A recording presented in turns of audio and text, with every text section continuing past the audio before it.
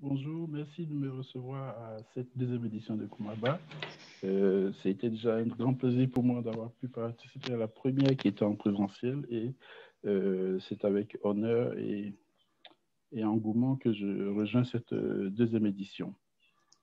J'avais proposé le sujet du panafricanisme économique et c'est donc sur ce thème que je porterai mon intervention. On vous laisse la parole. Très bien, alors c'est parti. Alors, je reprends le titre du panafricanisme économique à l'économie panafricaniste. Je vais développer cette intervention en trois principales étapes. Euh, Après un prélude, et le prélude, ce sera de proposer des éléments de vocabulaire afin que chacun comprenne, afin qu'il n'y ait pas de malentendu sur sur les thèmes du débat. Donc, en prélude, je vais poser des éléments de vocabulaire. Qu'est-ce que j'entends par économie et politique économique, etc. Et ensuite, le propos lui-même portera sur trois points. Un, d'abord, ce que n'est pas l'économie panafricaniste ou le panafricanisme économique. Ensuite, je vais distinguer les deux points que sont le panafricanisme économique et l'économie panafricaniste. Donc, c'est parti. Donc, d'abord, des éléments de vocabulaire.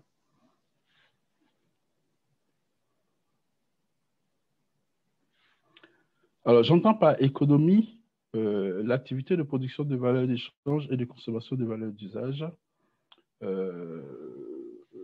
pour la reproduction matérielle collective. Alors, c'est quoi? C'est l'économie, c'est ce que les êtres humains constitués en société dans un groupe donné, quel que soit le niveau où on considère cette société, que ce soit au niveau familial ou étatique, a fortiori fédératif, c'est l'ensemble des dispositions que les êtres humains dans un groupe donné prennent en vue de se conserver matériellement, de conserver le groupe matériellement, c'est-à-dire humainement, de pourvoir à leurs besoins matériels.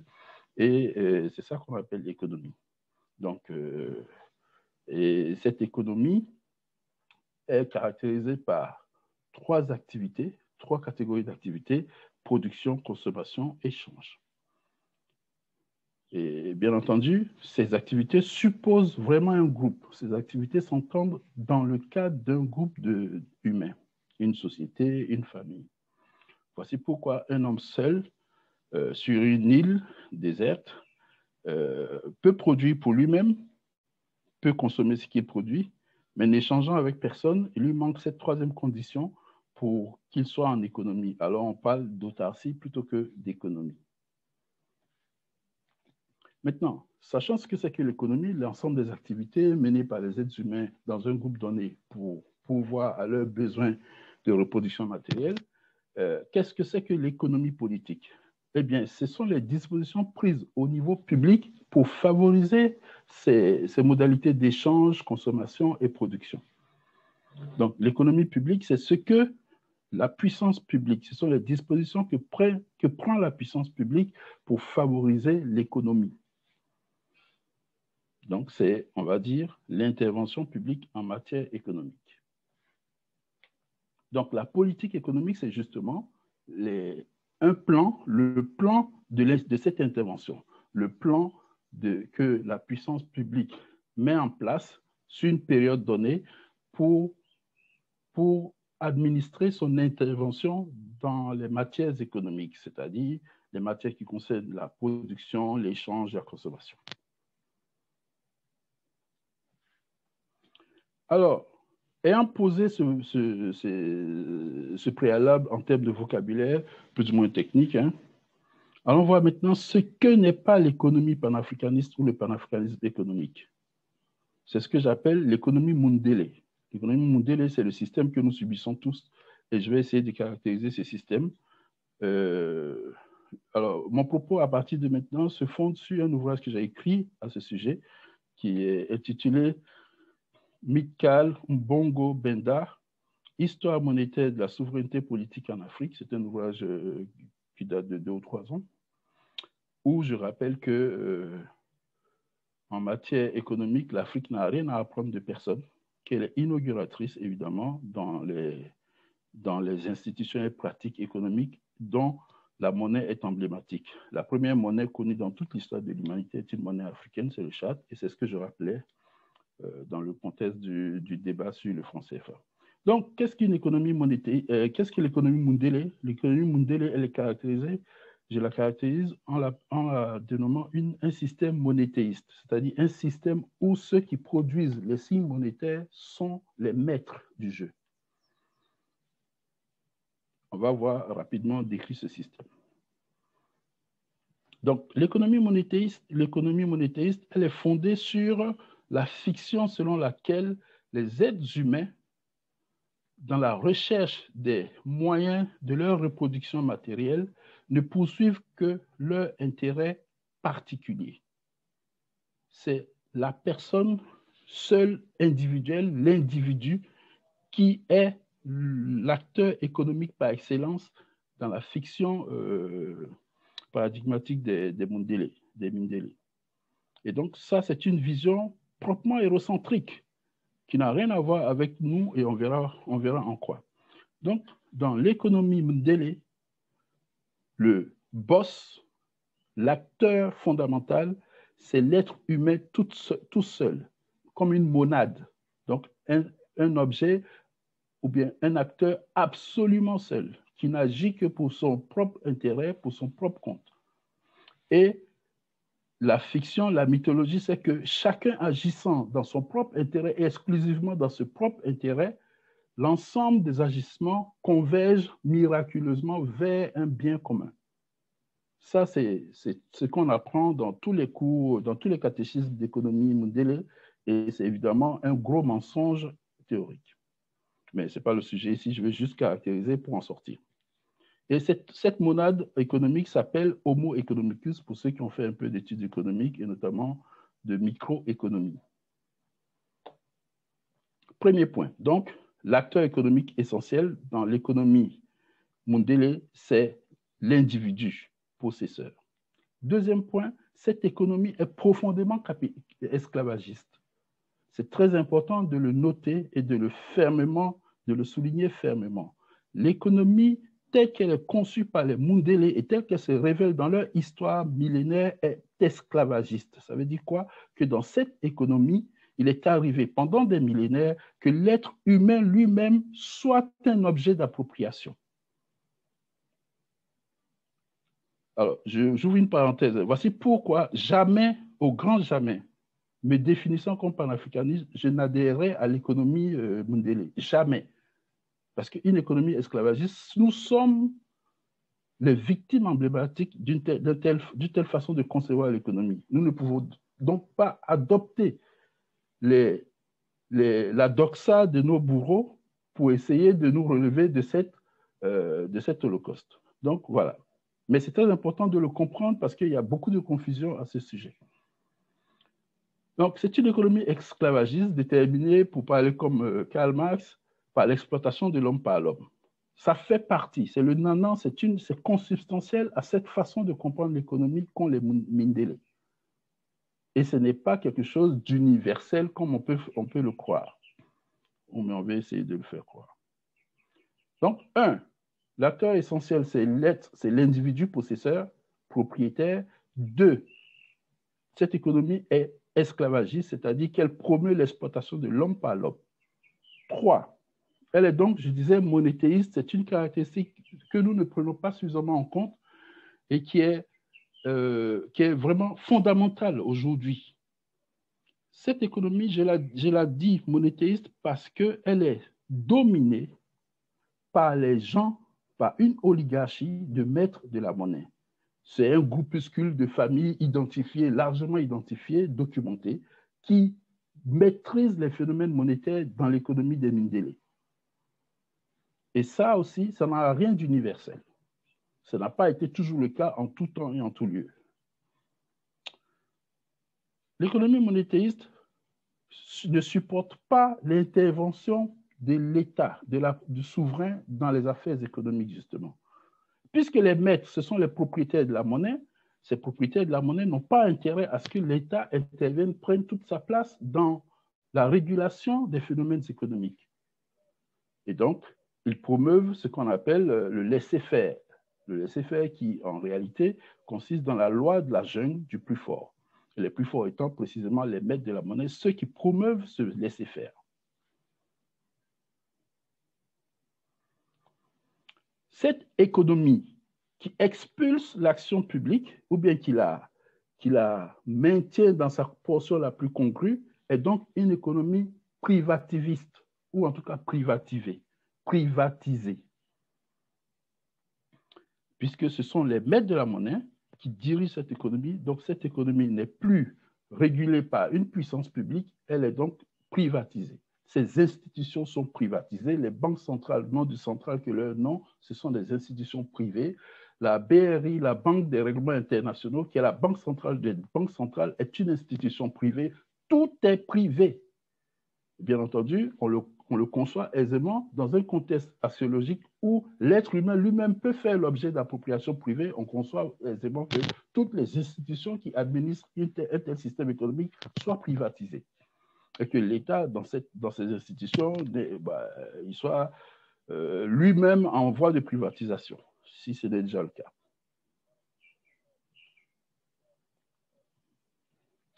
Et évidemment, cette privatisation des institutions économiques et qui tend même à privatiser l'État, fait de l'État un objet parmi les dispositifs qui sont mis en place par les maîtres de la monnaie. L'État lui-même devient une propriété des maîtres de la monnaie. C'est ce que certains théoriciens appellent le pouvoir profond, le deep power.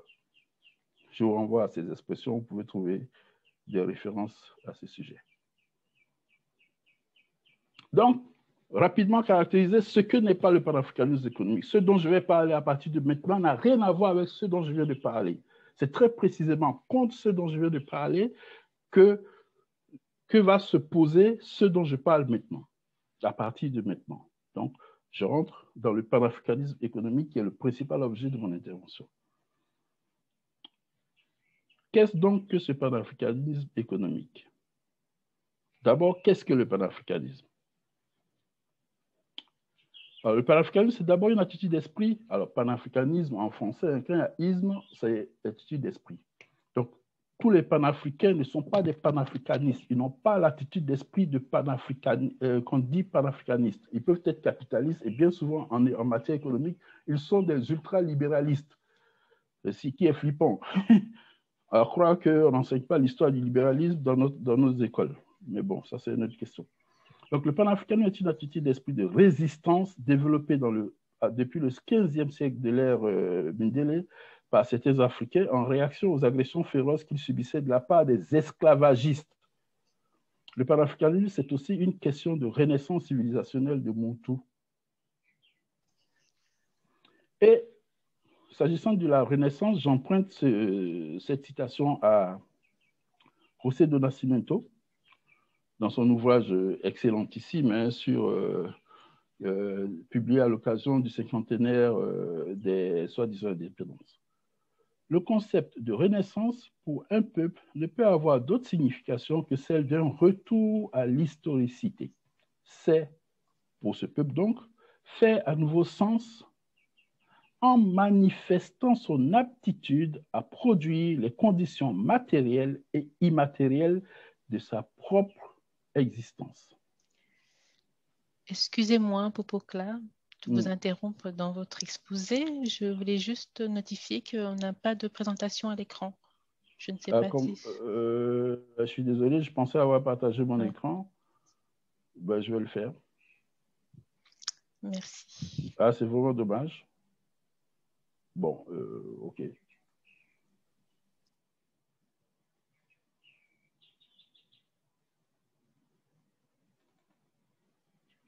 C'est bon maintenant? Oui, c'est parfait. Je suis vraiment désolé. Bon, OK. Je n'aurais pas perdu grand-chose de toute façon. Alors, donc, je cite José do Nascimento, qui est un intellectuel africain qui est enseignant, aux dernières nouvelles, enseignant à l'École des hautes études en sciences sociales de Paris. Donc, qu'est-ce que la renaissance? C'est manifester son aptitude à produire les conditions matérielles et immatérielles de sa propre existence, dit-il.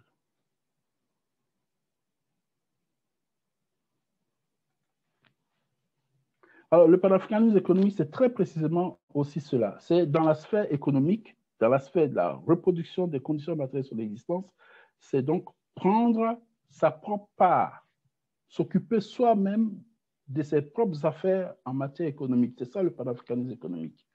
Mais c'est s'en occuper dans le contexte qui nous est infligé par les Mindélé. Et ce contexte, c'est celui que je vous ai décrit précédemment, c'est le contexte d'une économie monéthéiste. C'est le contexte de ce qu'on peut appeler le libéralisme sauvage, de la loi du plus fort. Donc, résister aux circonstances qui nous ont faites, c'est ça le panafricanisme économique. Résister au point de vue économique aux circonstances qui nous ont faites, c'est ça le panafricanisme économique.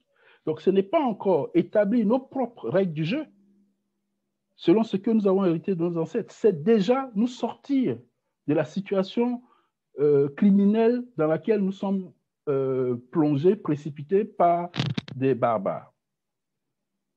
C'est ça le panafricanisme économique. C'est la résistance sur le front des affaires économiques. Voici pourquoi je dis que c'est un moyen terme. Cette résistance ne peut pas être une fin en soi, c'est une résistance. Si le panafricanisme, c'est résister et ensuite renaître, alors on ne peut pas se contenter de résister. Il est très important de comprendre quand on est dans la phase de la résistance, qu'on n'a pas encore tout fait, mais que cette phase est évidemment très, très importante. Mais ce n'est qu'une phase, c'est un moyen terme, ce n'est pas la fin de l'affaire. Donc, résister aux circonstances économiques qui nous ont faites aujourd'hui et maintenant, c'est impératif, c'est un impératif stratégique, mais ce n'est pas une fin en soi. C'est ce que je veux établir. C'est pour cela que je fais la distinction entre panafricanisme économique et économie panafricaniste. Donc, le panafricanisme économique, c'est ce que je dis, c'est résister ici et maintenant sur le terrain de l'économie ultralibéraliste qui nous est imposée par les barbares, c'est prendre son destin en main, tirer son épingle du jeu dans un jeu commandité et verrouillé par les monothéistes, à travers des institutions bien connues des uns et des autres, la Banque mondiale, le Fonds monétaire international, l'Organisation mondiale du commerce, la Banque des règlements internationaux, etc., etc. Mais encore une fois, cette nécessaire résistance économique, en quoi consiste le panafricanisme économique, n'est pas une fin en soi. C'est un moyen terme d'une stratégie qui, elle, vise la renaissance civilisationnelle. Donc, ce n'est pas seulement la résistance, c'est la renaissance qu'il faut que nous visions. Or, cette renaissance ne peut pas reposer sur un paradigme qui est autre, qui n'est pas le nôtre, sur un paradigme hétérodoxe. Donc, quel est notre paradigme en matière économique? C'est ça que j'appelle économie panafricaniste ou économie afrocentrée. Je préférais un terme encore plus synthétique, Ujamaa. Qu'est-ce donc que le Ujamaa? C'est l'économie politique afrocentrée et je vais donner les éléments, les paramètres fondamentaux de cette économie, au point de vue théorique, bien sûr. J'entends par Ujamaa l'activité collectivement organisée en vue de procurer à chacun les conditions matérielles de la reproduction de tous. Les modalités d'organisation collective se conforment, et ça c'est une caractéristique essentielle, se conforment à des lois cosmiques. Ce n'est pas la loi de la jungle imposée par quelques-uns à leur unique profit. C'est la conformité de l'organisation de la société aux lois du cosmos, en tout cas à la manière dont la société elle-même comprend ces lois qui gouvernent le cosmos. Donc, ce n'est pas concevoir un droit en faveur des plus puissants ou bien des propriétaires, des possédants au détriment de ceux qui n'ont rien. Ce n'est pas ça, l'économie au point de vue panafricaniste. Ce n'est pas ça qu'on appelle Ujamaa. Donc, je rappelle, en Afrique ancestrale, la valeur est fondée sur l'existence d'un principe d'ordre dans l'univers, un principe appelé math, qu'il s'agit de découvrir par l'initiation et de mettre en œuvre socialement par la sagesse. C'est Mbombason qui le dit dans son ouvrage que chacun devrait lire sur la théorie économique africaine. Donc, Bombasson dit, et il a absolument raison, que l'organisation de la société en vue de poursuivre les fins économiques se fait selon un principe d'ordre qu'on peut appeler rapidement Maat. C'est ça Ujamaa et rien d'autre. L'échange, dans ce contexte, l'échange apparaît comme un état de relation qui aboutit à l'harmonisation du principe cosmologique de l'ordre et de la valeur. L'état de satisfaction des protagonistes procède de l'échange effectué dans les normes. C'est l'échange effectué selon les paramètres de la Maat, pour emprunter un terme que les kamites, etc., comprennent plus facilement. Donc ça, c'est un Bombasson qui le dit, et je le répète encore, il a tellement raison. Ainsi, Ujamaa emporte nécessairement une dimension spirituelle. Et cette dimension spirituelle, c'est le doyen Yansaku qui la nomme, c'est l'Umbongi. L'initiation se fait dans le Bongi, dans le cadre du Bongi. Ça n'a rien à voir avec l'ultralibéralisme. Ça n'a rien à voir avec l'école de Chicago, les conneries que nous avons tous apprises à l'école des Blancs, bien sûr. Et je renvoie à cet ouvrage de feu Jean-Pierre Kaya, en deux tomes, Théorie de la Révolution africaine, où il y a des chapitres particulièrement saisissants sur la question de l'initiation dans le système éducatif africain, ancestraux. Donc, cette Ujamaa, cette façon de comprendre l'économie, on peut l'appréhender à travers des institutions qui sont encore vivaces parmi nous et que nous ne prenons pas dans toutes leurs mesures. C'est la Sanankuya, que d'autres appellent Sematawi, mais Dimon Mbok a montré que ce qu'on appelle improprement Sematawi, c'est ce que les Bambara appellent Sanankuya. C'est le Lassotais, ça c'est en Martinique, on l'appelle Lassotais. Donc c'est le fait que les gens, par exemple, l'institution où des personnes se mettent ensemble dans une société donnée, dans un village, un quartier, pour faire le travail pour une famille donnée. Et puis, lorsqu'une autre famille de la communauté aura besoin d'un coup de main, ben, les gens se remettent. Mais ça, c'est dans le cadre agricole. Et c'est à généraliser pour la construction des équipements, pour les travaux d'agriculture, pour différentes activités. L'organisation est collectivisée. Ce n'est pas la personne toute seule qui se démerde pour construire sa maison ou bien pour labourer son champ. C'est la collectivité qui organise cela pour que ce soit plus efficace pour chacun. Le Djangi, par exemple, ça c'est du côté du Cameroun, et bien entendu le Mpata. Le Mpata, dit Yansaku Kibembe, c'est l'unité monétaire de l'énergie Mbongi. Déjà, concevoir la monnaie comme de l'énergie, ça c'est une compréhension des phénomènes économiques qui n'a rien à voir avec le matérialisme étroit des Mundélé. Ça n'a rien à voir. Et bien entendu, quand on a posé le cadre axiomatique où les lois doivent se conformer aux lois du cosmos, on comprend très bien que même l'activité économique est profondément spirituelle. Donc, le doyen Nsaku a parfaitement raison de parler d'énergie Mbongi à propos des unités monétaires, du Mpata. Donc, c'est cet ouvrage que je vous recommande, du doyen qui est paru il n'y a pas bien longtemps, je crois que c'est il y a quelques semaines, de Ntanguyi Fweni. Voici venu le temps d'un Ganga Congo. C'est un ouvrage qui est juste, voilà quoi, excellentissime et d'une profondeur, mais incommensurable. Donc, dans le paradigme de Ujamaa, l'unité économique élémentaire, ce n'est pas la monade, ce n'est pas l'homo economicus que nous avons appris à l'école. C'est plutôt la kanda. La kanda, c'est, rapidement dit, la famille. Et ça rejoint même les petits blancs qui sont venus apprendre tout ça en Afrique, c'est ce qu'ils ont compris de l'économie. Les Grecs, économie, ça vient des mots grecs, oikonomos, ça signifie administrer le foyer. Ce n'est pas l'activité d'une monade, d'un individu possesseur, c'est l'administration du foyer. Et le foyer, bien entendu, dans une conception fractale des réalités sociales, le foyer, ça peut être la famille, ça peut être le clan, ça peut être le village, ça peut être l'État, ça peut être la fédération, c'est le groupe. Et le référent du groupe change en fonction de l'échelle de considération de ce groupe, de la plus petite échelle familiale à la plus grande échelle fédérative. C'est ça, la Kanda. Donc, l'unité économique essentielle, c'est la Kanda, ce n'est pas l'individu possesseur, ce n'est pas le mot économique, en tout cas en ce qui nous concerne.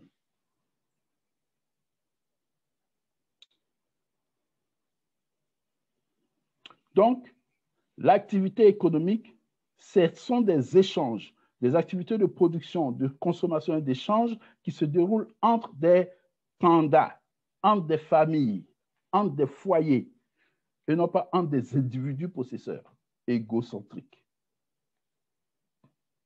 Bien entendu, l'individu a toute sa place. On ne peut pas concevoir un groupe d'individus sans l'individu. C'est même tautologique que de le rappeler. C'est en fait trivial que de le rappeler.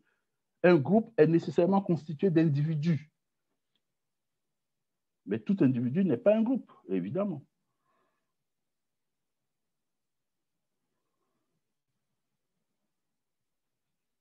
Alors, je rappelle, les acteurs clés de la conception ancestrale de l'économie sont la société, donc le pouvoir public, la famille, l'individu et, le cas échéant, les étrangers. Évidemment que les étrangers ont toute leur place. Celui qui a lu Ibn Battuta dans son voyage en Afrique comprendra. Ibn Battuta, il voyage en Afrique au XVe siècle. Il dit, au Mandela, quand un blanc meurt, parce qu'il y avait des étrangers, des immigrés blancs en Afrique, hein, ils venaient se chercher en Afrique au XVe siècle. Je rappelle rapidement qu'au milieu du XVe siècle, vers 1400, au XIVe siècle, vers 1360, c'est la peste noire, les Blancs se mangent entre eux dans leur propre pays. Hein. C'est-à-dire que certaines familles mangent leurs défunts pour essayer de survivre à la peste noire.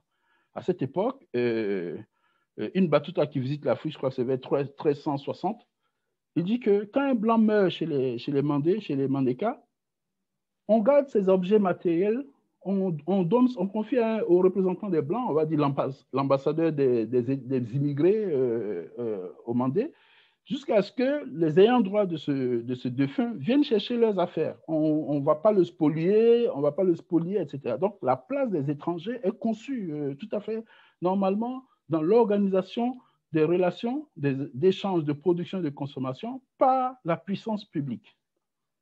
Donc, les étrangers qui sont pourchassés, assassinés en mer pour ne surtout pas qu'ils abordent la contrée, ça, là, ce n'est pas chez nous. Ce n'est pas comme ça. Ce n'est pas comme ça qu'on reçoit les étrangers chez nous. Donc, voilà, ce sont des conceptions différentes. Il est très important de souligner ces différences. L'étymologie grecque, je le rappelle, hein, des économies procède de oikonomia et signifie administrer le foyer, administration du foyer. Et le foyer, c'est le feu. Et ici, j'avais voulu vous parler des Makoku Matatu, mais je m'en suis abstenu pour ne pas être trop long. Mais le feu est une énergie particulièrement importante dans la cosmogonie Congo et dans la cosmogonie ancestrale de façon générale. Maintenant, les paramètres qui caractérisent fondamentalement le paradigme Ujamaa, c'est-à-dire l'économie d'un point de vue afrocentrique. 1. La société, donc le groupe humain là, est fondé sur un pacte sacré. Ça n'a rien à voir avec le pacte social de Rousseau. C'est un pacte sacré, c'est-à-dire que la société est une institution fondée sur des valeurs spirituelles, expressément fondée sur des valeurs spirituelles. Et ces valeurs spirituelles, c'est la conformité des institutions sociales aux lois cosmiques.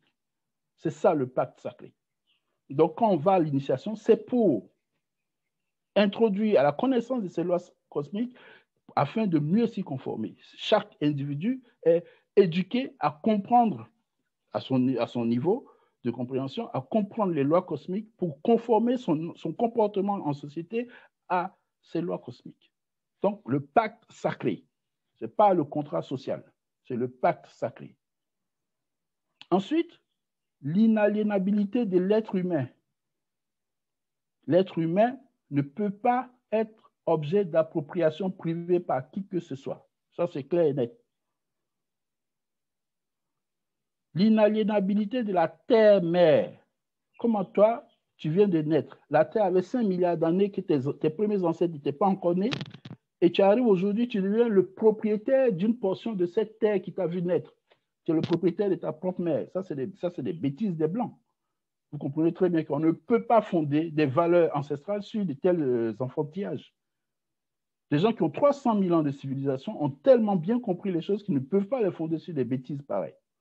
Donc, l'inaliénabilité de la terre-mère.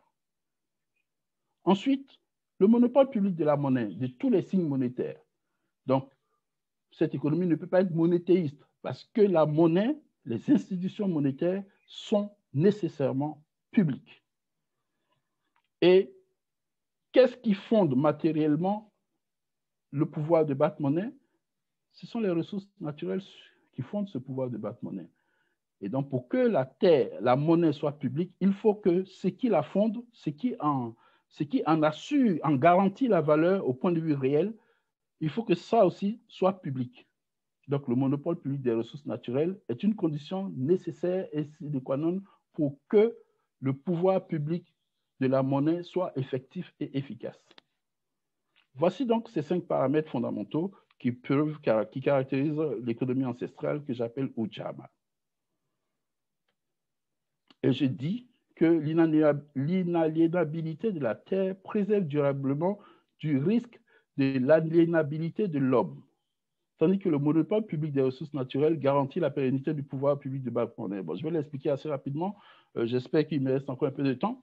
Mais ce que je voulais dire, que j'ai observé en étudiant, en faisant une sorte de généalogie de l'esclavage, on constate que dans toutes les sociétés humaines, notamment les sociétés mondiales où il y a eu l'esclavage, c'est-à-dire l'appropriation de l'homme par l'homme, il y avait simultanément l'appropriation privée de la terre.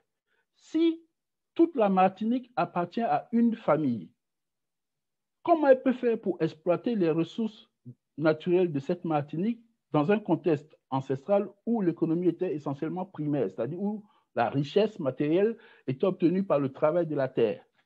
Si elle est propriétaire de toute la Martinique, il faut bien qu'elle soit aussi propriétaire d'êtres humains qui soient capables d'exploiter sa propriété terrienne.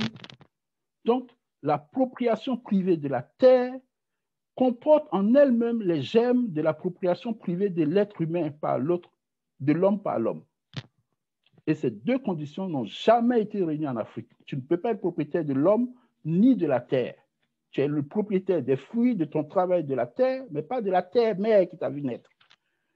Donc, ce qui, on va dire systémiquement, empêche la possibilité que des êtres humains soient les propriétaires d'autres êtres humains. Parce que chacun s'occupe de son travail pour gagner sa vie et non pas de s'approprier le travail d'un autre qui serait devenu sa propriété. C'est importantissime à comprendre. Alors, ça donne ça, ces paramètres, si je veux schématiser un peu. Au milieu, donc, le noyau du système, c'est le pacte sacré. Et ce pacte sacré permet de réguler le comportement des êtres humains, c'est l'initiation, les phénomènes monétaires et la relation à la terre et bien entendu aux ressources naturelles. Et donc, ce pacte sacré, c'est d'abord l'axe principal de ce pacte, c'est le rapport des êtres humains à la terre-mère. C'est ça, Ujamaa, ou l'économie afrocentrée ou l'économie panafricaniste telle que je l'entends. Bien entendu, ça n'a rien à voir avec le capitalisme sauvage. Quiconque a étudié un peu l'histoire du capitalisme ne peut pas se réclamer du capitalisme. C'est n'importe quoi. C'est bon. Aujourd'hui, il y a des Africains qui font de l'économie en copiant-collant tout ce qu'ils voient partout au titre de l'économie. Ils pensent que nous serions arrivés si on exploitait les ressources naturelles comme le font les Blancs, mais à notre propre profit. Mais oui, mais c'est une ornière. L'exploitation comme ils le font des ressources naturelles ne peut bénéficier systémiquement qu'à un petit groupe.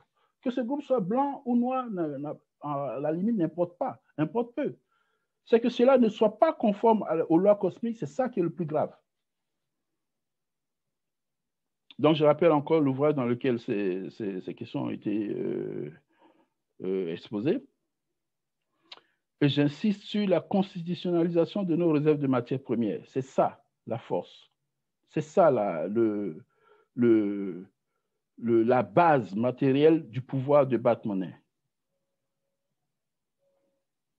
Ça donne ici ce schéma rapidement pour organiser un peu les paramètres que je vais dénoncer en ce qui concerne la maîtrise du pouvoir de battre-monnaie.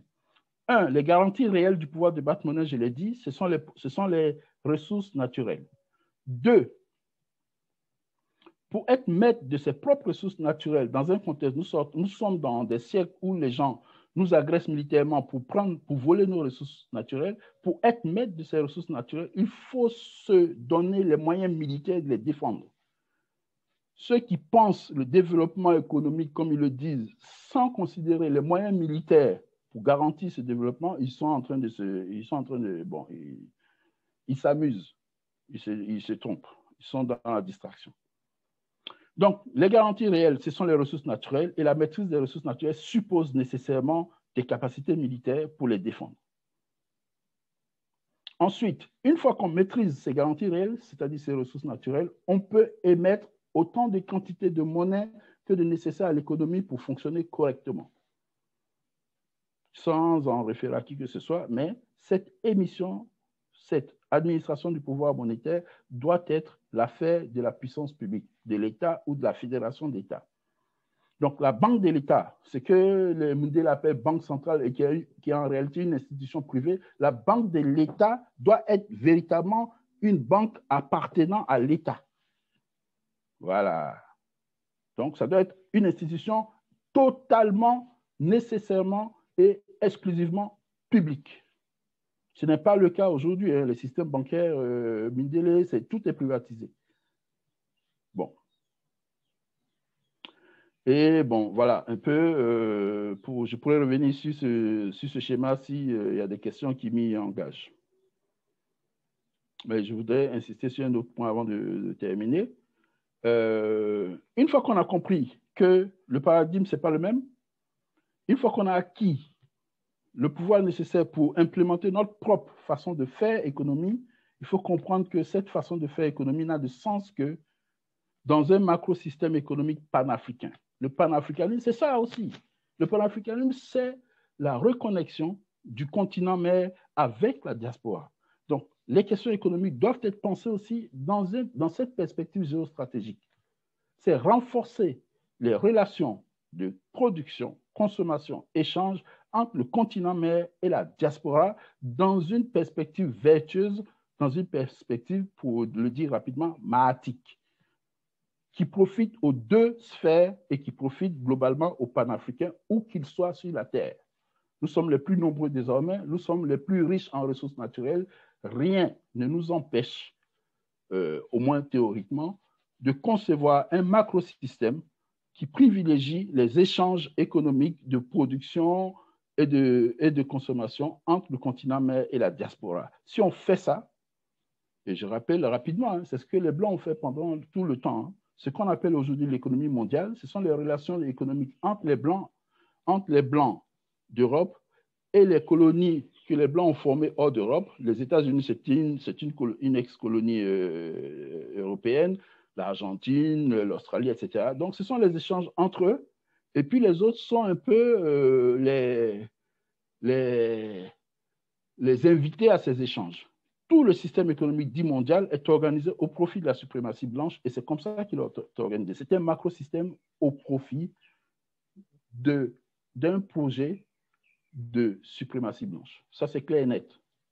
En face, on peut proposer un macro-système de renaissance panafricaniste, de renaissance civilisationnelle qui privilégie les échanges entre le continent mère et la diaspora. Je peux schématiser rapidement cela. Ça passe par des liaisons aériennes, maritimes, des télécommunications directes. Ça passe par une organisation fédérative, vraiment fédérative du continent mère, mais aussi une organisation fédérative de la Caraïbe. Donc, l'arc antillais, une fédération de l'arc antillais. Et ça passe par une union monétaire et douanière, des accords miniers, énergétiques et de défense, une coopération universitaire, technique, etc., etc. Bref, par l'intensification des relations entre ces deux pôles d'une même réalité, la réalité panafricaine. Alors, je me résume pour terminer. Ce que j'entends par panafricanisme économique consiste dans la résistance à la suprématie blanche dans le contexte ultralibéraliste que nous impose cette suprématie blanche. Cette résistance devrait déboucher sur une renaissance. La renaissance, c'est la réhabilitation de notre propre façon de comprendre les phénomènes économiques, la réhabilitation de règles du jeu que nous avons hérité de nos ancêtres et qui sont les meilleures qui soient. Et ça, cette phase c'est cette phase qu'ils appellent économie panafricaniste ou Ujamaa. Et donc, il s'agit de deux choses, deux phases d'une même chose. Un, résister, deux, renaître. Donc, panafricanisme et économie ne doit pas être opposé à économie panafricaniste. En réalité, c'est deux phases d'une même chose. C'est deux instances d'une même réalité. Cette réalité, c'est la prise en main de nos propres affaires par nous-mêmes et selon nos propres valeurs. Et c'est bien souvent ce deuxième point, cette deuxième exigence qui échappe aux frères et sœurs qui pensent qu'il suffit de dompter le capitalisme à nos propres selon nos propres intérêts pour refaire surface. Non, le capitalisme est toxique. Que ce soit au profit d'Africains ou de non-Africains, il est consubstantiellement toxique. Et donc, il doit être purement et simplement abandonné et nous devons restaurer les institutions et pratiques économiques héritées de nos ancêtres qui sont beaucoup plus conformes à notre façon de voir le monde et d'être au monde. On ne rétablit pas la civilisation en consacrant les institutions et pratiques de la barbarie. Je vous remercie. Voilà, ça y est, c'est bon. Merci Popoka pour cet exposé. Alors, je vais inviter les participants à relever leurs questions que vous pourrez donc adresser directement à Popoka. Alors, il y a déjà une question dans le chat et je vois qu'il y a une personne aussi qui a levé la main. Donc, on va déjà prendre la question qui se trouve plutôt dans la rubrique questions-réponses, qui est une question de Madika qui dit dans le schéma, je suppose que c'est ce schéma avec la monnaie, qu'est-ce qu'il y a en face de la monnaie? C'est le trésor stratégique. Alors, donc, on dit qu'il faut maîtriser nos ressources naturelles, c'est la garantie réelle de notre pouvoir de battre monnaie. Mais maîtriser nos ressources naturelles, ça suppose de connaître leur localisation, leur valeur économique et de mettre en place des mesures pour les protéger. Donc, le trésor stratégique, c'est l'organe public qui est chargé justement d'identifier ces ressources et de les conserver, de les protéger. Donc, en face de la monnaie publique, il y a le trésor stratégique. D'accord. Elle a levé justement la main, donc peut-être qu'elle va préciser sa question. Je vais lui donner la parole. Il faudra juste attendre un petit peu parce que souvent, il y a un petit écart entre le moment où on lui donne la parole et au moment où elle prend la parole.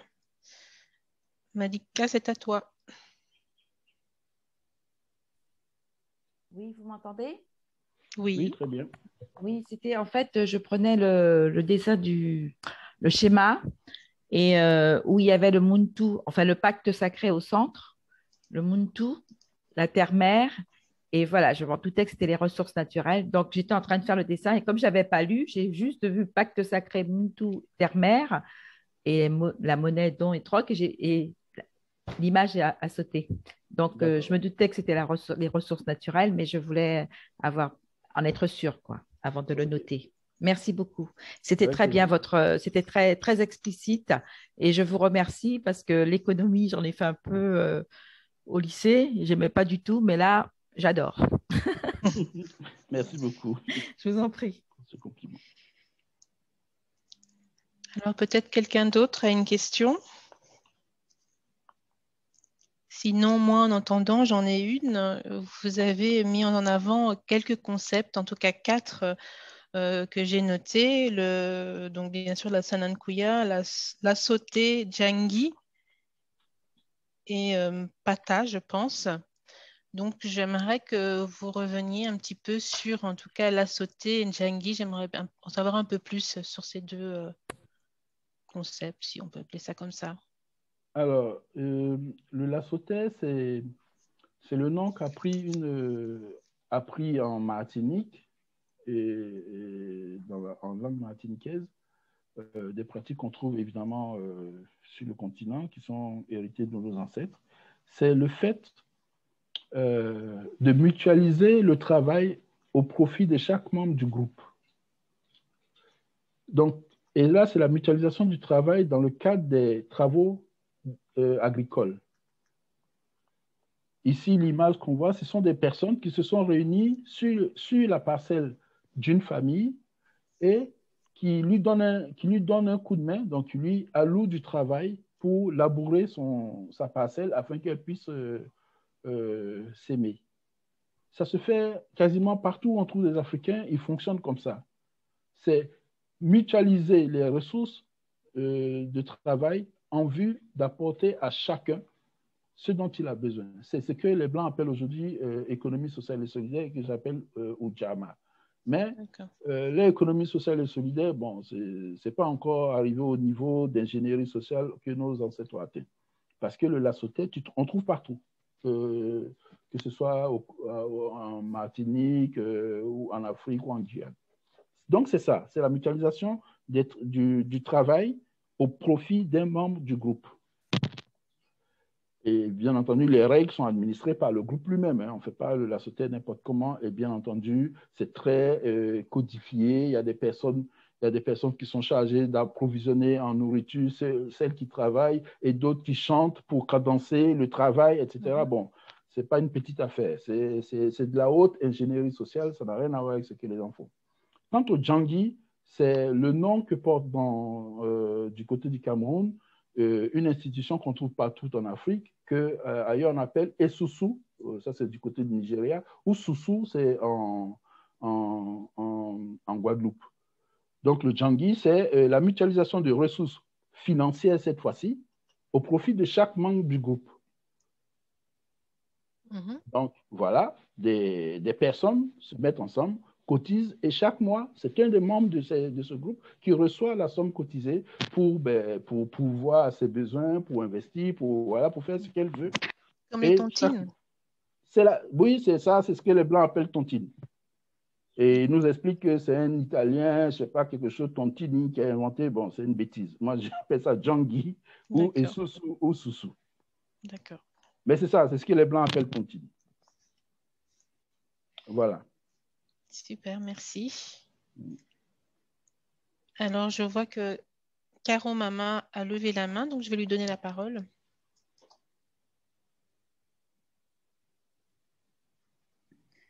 Oui, bonjour. J'ai une question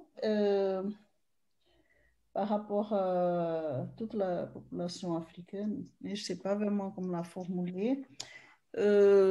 C'est comment prendre en compte toute la population pour travailler ensemble, en sachant que certaines personnes, elles ont certains pouvoirs et puis d'autres, elles n'ont rien. Et comment est-ce qu'on peut résoudre cette situation? Je ne sais pas si vous comprenez. Ben, je vais essayer de répondre comme je comprends et puis vous me direz si c'est bien ça. Ouais. Évidemment, il y a des disparités dans n'importe quel groupe humain. Il y a des disparités. Il y a des gens qui sont grands, d'autres petits. Il y en a qui sont gros, d'autres minces. Il y en a qui sont évidemment dans le système qui nous domine. Il y en a qui sont très riches et d'autres très pauvres. Et l'idée justement de l'Ujamaa, c'est de s'organiser de sorte que chacun tire son épingle du jeu et que le groupe en sort grandi. Comment faire quand il y a autant de disparités? C'est très précisément ce qu'il faut faire, c'est la solidarité. La solidarité, l'économie dite participative aujourd'hui. Alors, il faut avoir une compréhension fractale des phénomènes.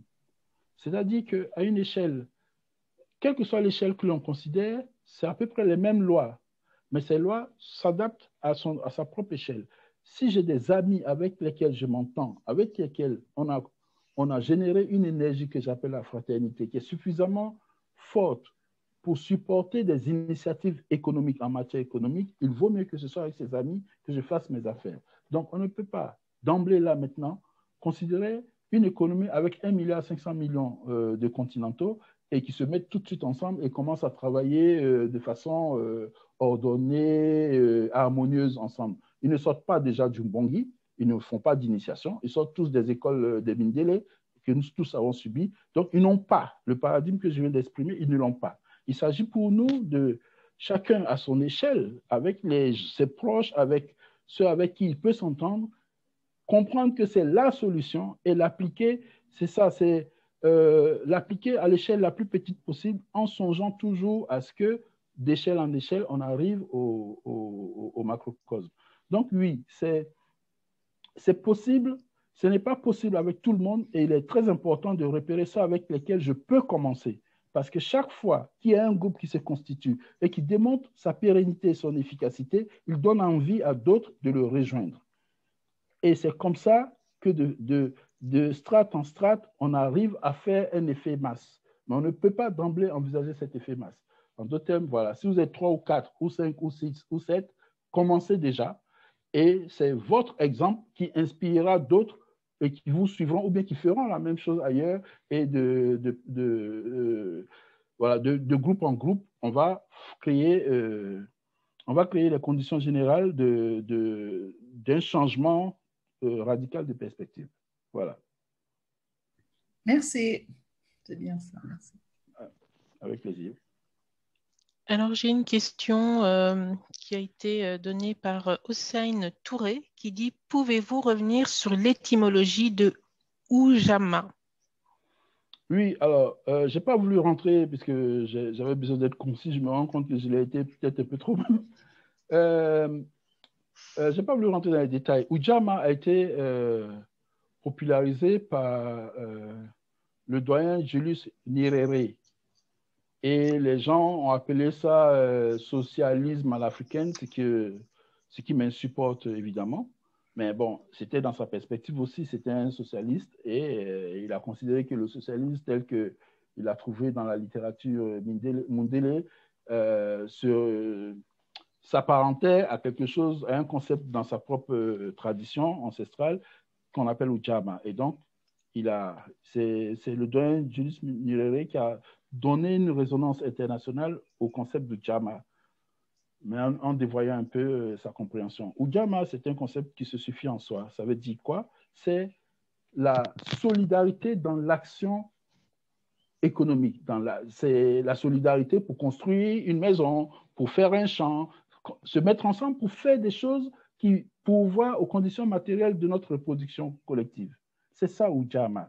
Mais cette façon de se mettre ensemble doit toujours se conformer à des valeurs spirituelles fondamentales. Et ces valeurs spirituelles, j'ai essayé de les caractériser. L'être humain n'est pas aliénable. La terre qui nous nourrit ne peut pas faire l'objet d'appropriation, etc., etc. Donc, Ujamaa, c'est ça. C'est travailler ensemble en respectant, en conformité avec les lois que nous avons héritées de nos ancêtres et qui se conforment à l'harmonie avec le cosmos.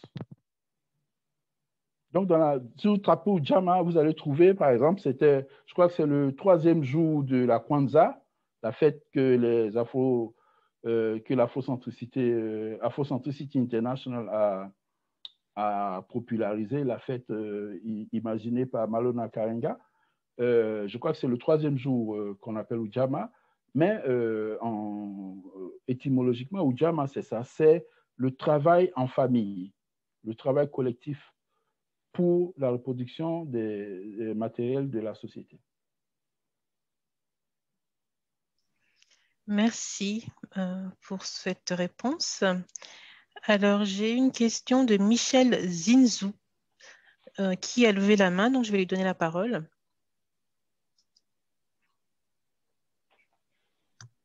Merci. Est-ce que vous m'entendez? Oui. Vous m'entendez? Oui. Oui, okay. Oui, j'entends. D'accord. Merci bien, merci beaucoup.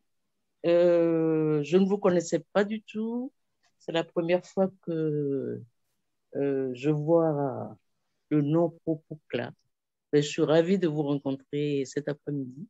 Moi de même. Malheureusement, nous n'aurons pas beaucoup de temps pour parler, mais je voudrais savoir qu'est-ce que vous entendez par pacte sacré? Vous avez parlé de pacte sacré.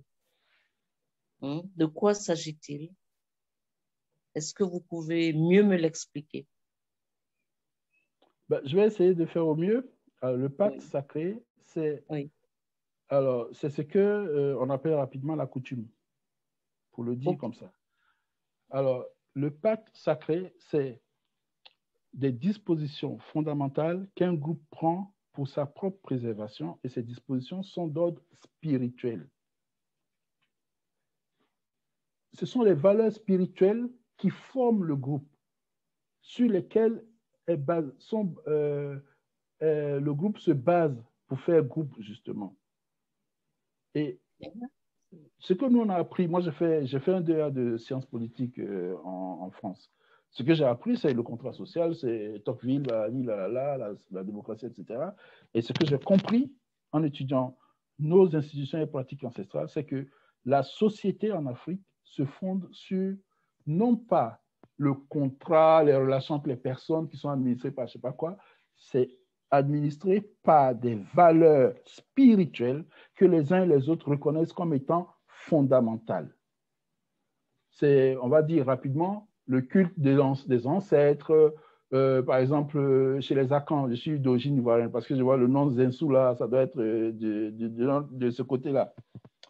Chez les Akans, par exemple, on va pour bâtir un village, on va demander aux forces telluriques, aux forces de la nature de cet endroit, est-ce qu'on peut venir pardonner? Est-ce qu'on peut venir nous établir ici? On va aller parler au cours d'eau qui passe là, on va même faire des sacrifices. C'est ça le pacte sacré.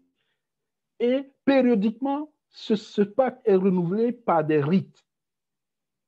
Le chef politique en Afrique, c'est un chef spirituel d'abord. C'est celui qui, chez les Akans, par exemple, coupe les premières ignames pour célébrer le nouvel an. Partout en Afrique, la société est fondée sur ça. Ce sont des rituels, on va dire propitiatoires ou je ne sais pas comment, qui permettent à la société de se renouveler périodiquement en fonction de valeurs spirituelles qui la fondent. Le saccage de ces valeurs spirituelles fait la mort pure et simple de la société. Et ces membres vont errer dans différentes chapelles, conneries comme ça. Mais c'est ça le pacte sacré. Donc, si tu veux, c'est ce qu'on apprend au bois sacré. Si on va à Korogo, voilà, les gens font l'initiation du poro, c'est de là-bas qu'on sort pour dire qu'on est citoyen de la société. Voilà, il y a des choses qu'on apprend là-bas qui font que, voilà, il y a des interdits, tu ne peux pas transgresser, sinon tu n'es plus membre de cette société.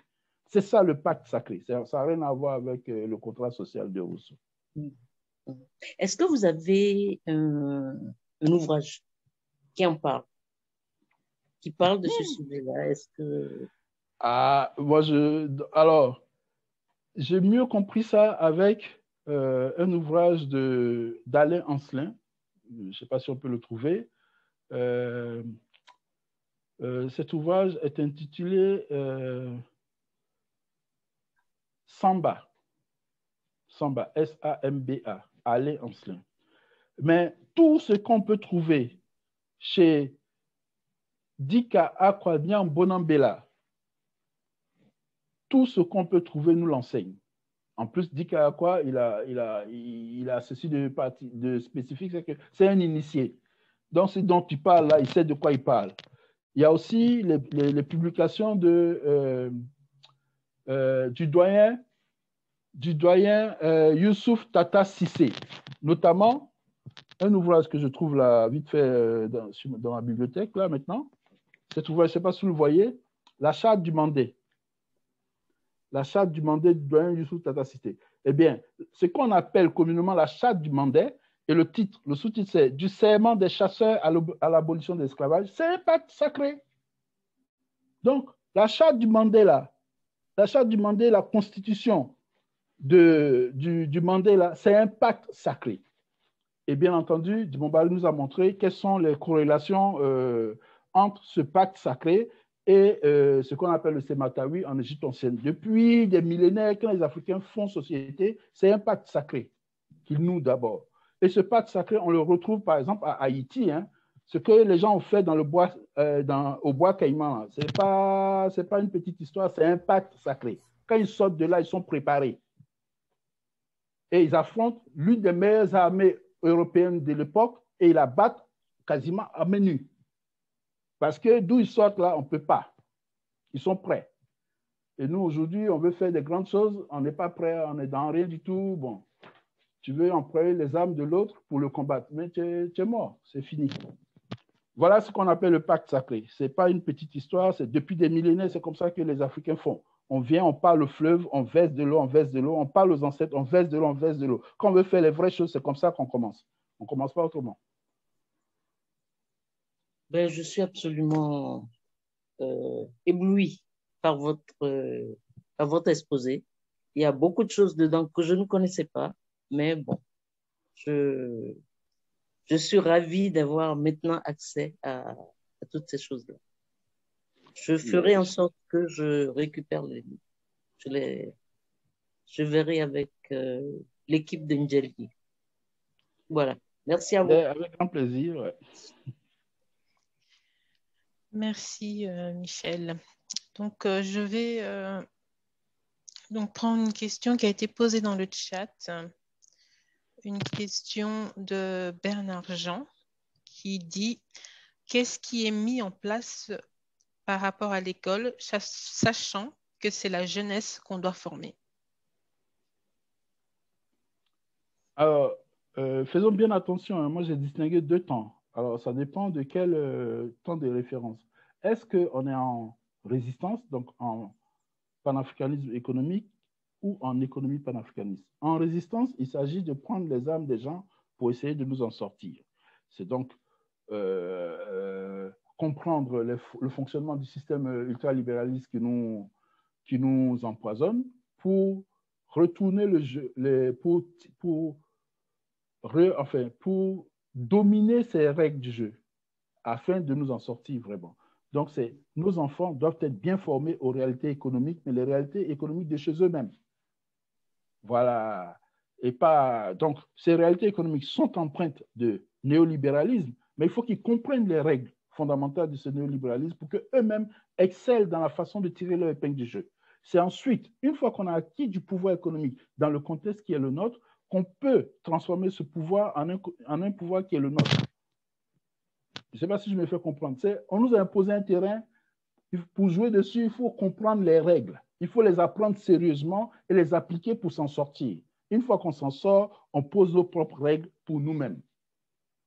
Donc, la place de l'école, ça dépend. L'école, dans le contexte de la résistance, c'est une école qui apprend à nos enfants à être de bons économistes, à être de bons concurrents sur le marché de la concurrence sauvage.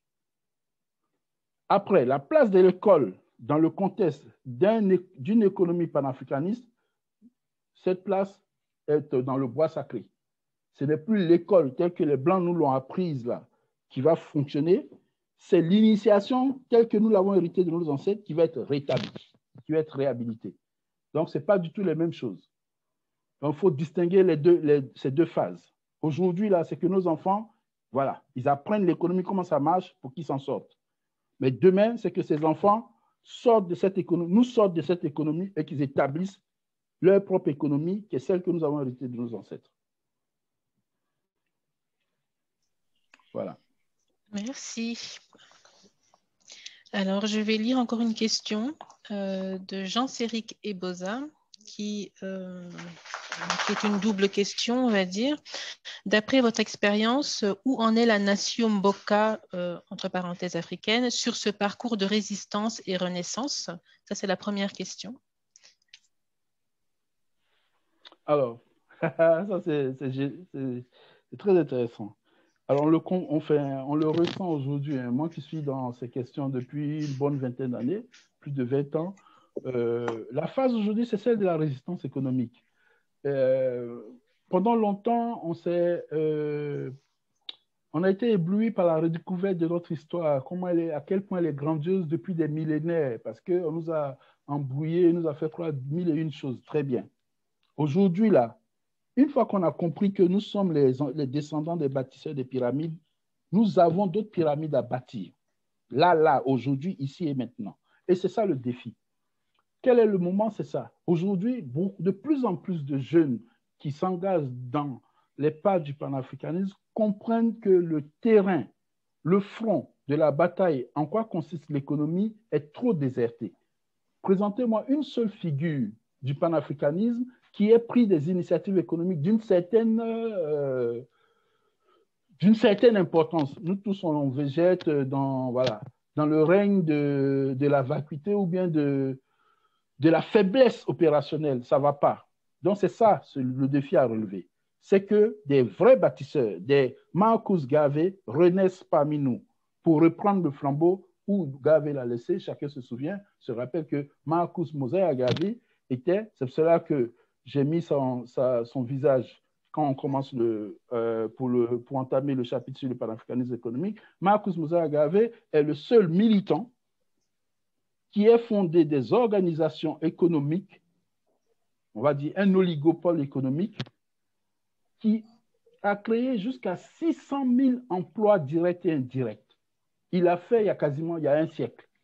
Et nous, aujourd'hui, bon, on fait surtout beaucoup de conférences, mais l'initiative en matière économique rigoureusement entreprise par des militants, ça reste encore beaucoup, il reste encore beaucoup de choses à faire. Il faut savoir qu'avant Marcus Garvey, il y avait par exemple Kofi Slocum, parce que souvent on parle de Marcus Garvey, mais avant Garvey, il y avait Kofi Slocum. Kofi Slocum, c'est quelqu'un qui a bâti une fortune et qui a mis sa fortune au service de la cause. Il a même financé des expéditions maritimes sur le continent pour ses frères qui voulaient retourner sur le continent.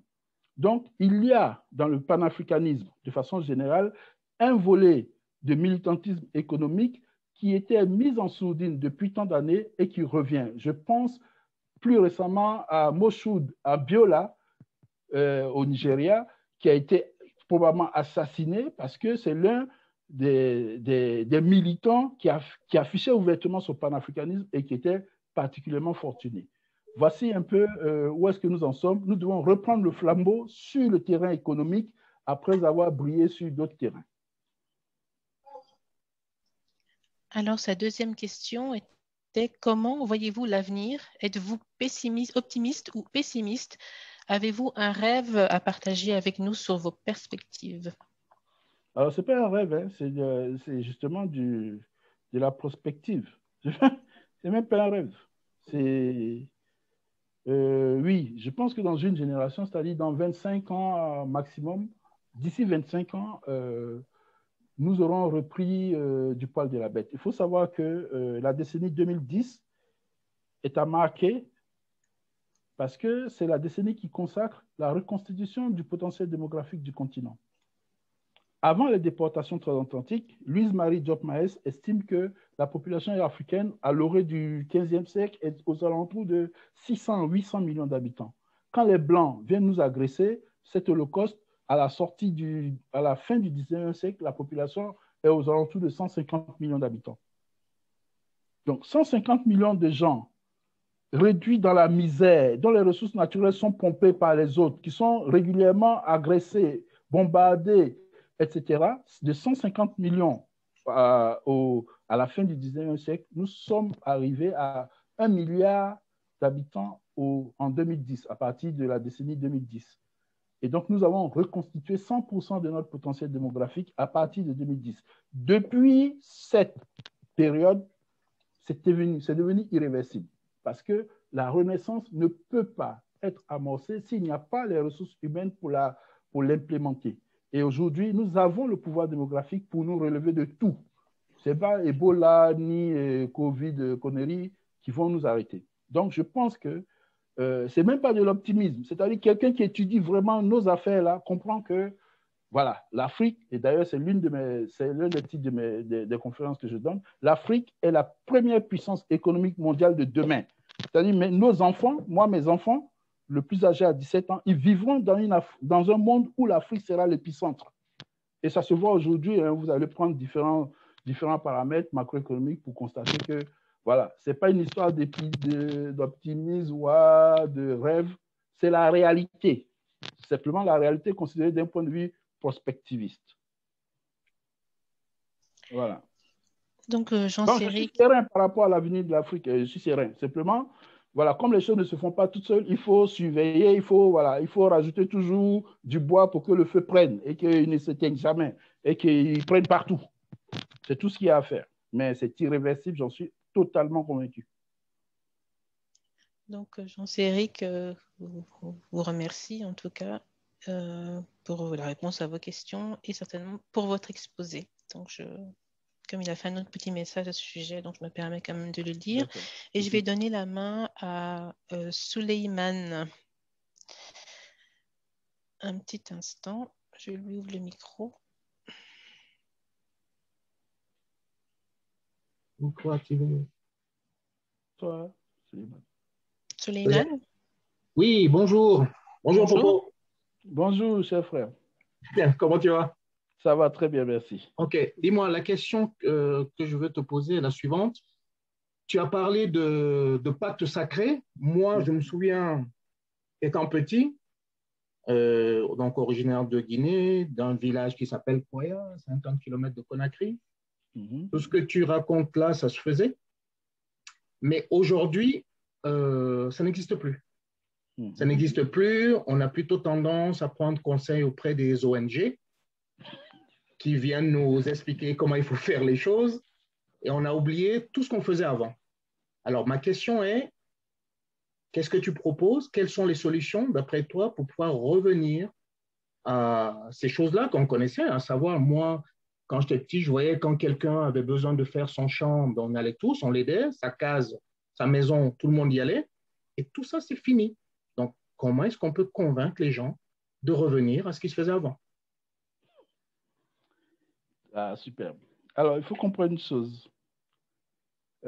Parmi les 2 milliards ou bien 1 milliard 500 millions de panafricains, il y a moins de 0,000000001% qui sont panafricanistes. Et partout où ces rares panafricanistes se rencontrent, c'est à eux de prêcher le panafricanisme par des exemples concrets. Voilà. Les gens ne le font plus. Nous prétendons qu'on a compris que c'est ce qu'il faut faire. Ben, faisons-le pour qu'ils voient. Parce que c'est en nous. Ce sont des millénaires de pratiques, d'institutions de pratiques. Si on voit, si nos parents voient que nous, là, qui parlons gros français, on revient à l'apprentissage de nos propres langues, à prendre nos propres noms, à faire comme eux, leurs ancêtres faisaient. On dit, mais qu'est-ce qui arrive à nos enfants? Qu'est-ce que vous faites comme ça? On dit, ben oui, c'est comme ça qu'il faut qu'on fasse. On est fatigué des histoires d'ONG. 60 ans d'indépendance, les ONG n'ont rien fait pour nous, donc on a décidé de faire comme ça. Et ils vont venir, ils vont dire, mais les enfants, si c'est ça que vous voulez faire, on va vous expliquer comment on fait, parce que ça, nous, on connaissait. C'est comme ça qu'on réhabilite des institutions et pratiques millénaires. Ce n'est pas en reprochant aux gens de ne plus faire. C'est en faisant nous-mêmes, en prêchant par l'exemple. Donc, c'est à nous qui pensons que c'est la solution de la mettre en œuvre partout où nous nous trouvons. Et de nous regrouper, d'être sérieux avec nous-mêmes et de ne pas reprocher aux gens de ne pas faire ce que nous espérons qu'il soit fait. Faisons-le. C'est en le faisant que nous amènerons des gens à le faire. OK, merci.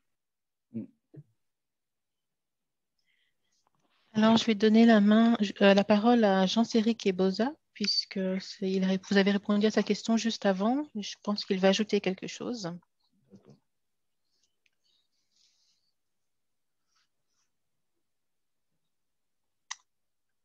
Oui, bonjour, vous m'entendez? Oui. D'abord, merci beaucoup pour l'exposé. Bon, je tenais à le dire de vive voix. Merci pour cette énergie dans les réponses et la conviction qui en transpire, quoi, du coup.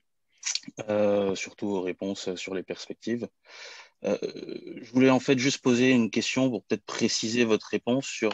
Il y a une question qui vous a été posée sur la formation de la jeunesse, la place de l'école en phase de renaissance, de résistance et en phase de renaissance.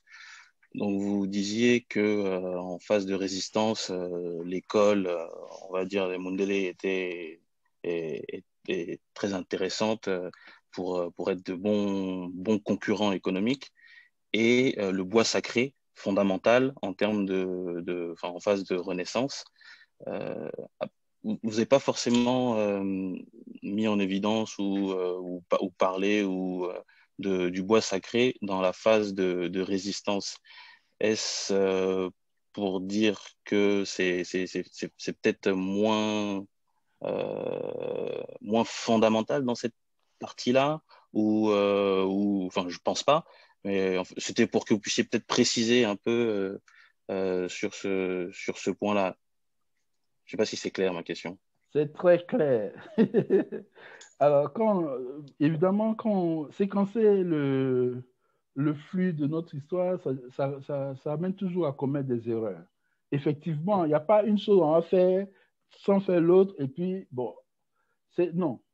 Effectivement, le bois sacré est indispensable. C'est-à-dire que ceux qui parmi nous aujourd'hui sont déterminés là, eux, ils doivent aller au bois sacré. Je ne peux pas rester devant toi et dire le bois sacré est indispensable alors que j'y ai jamais mis les pieds.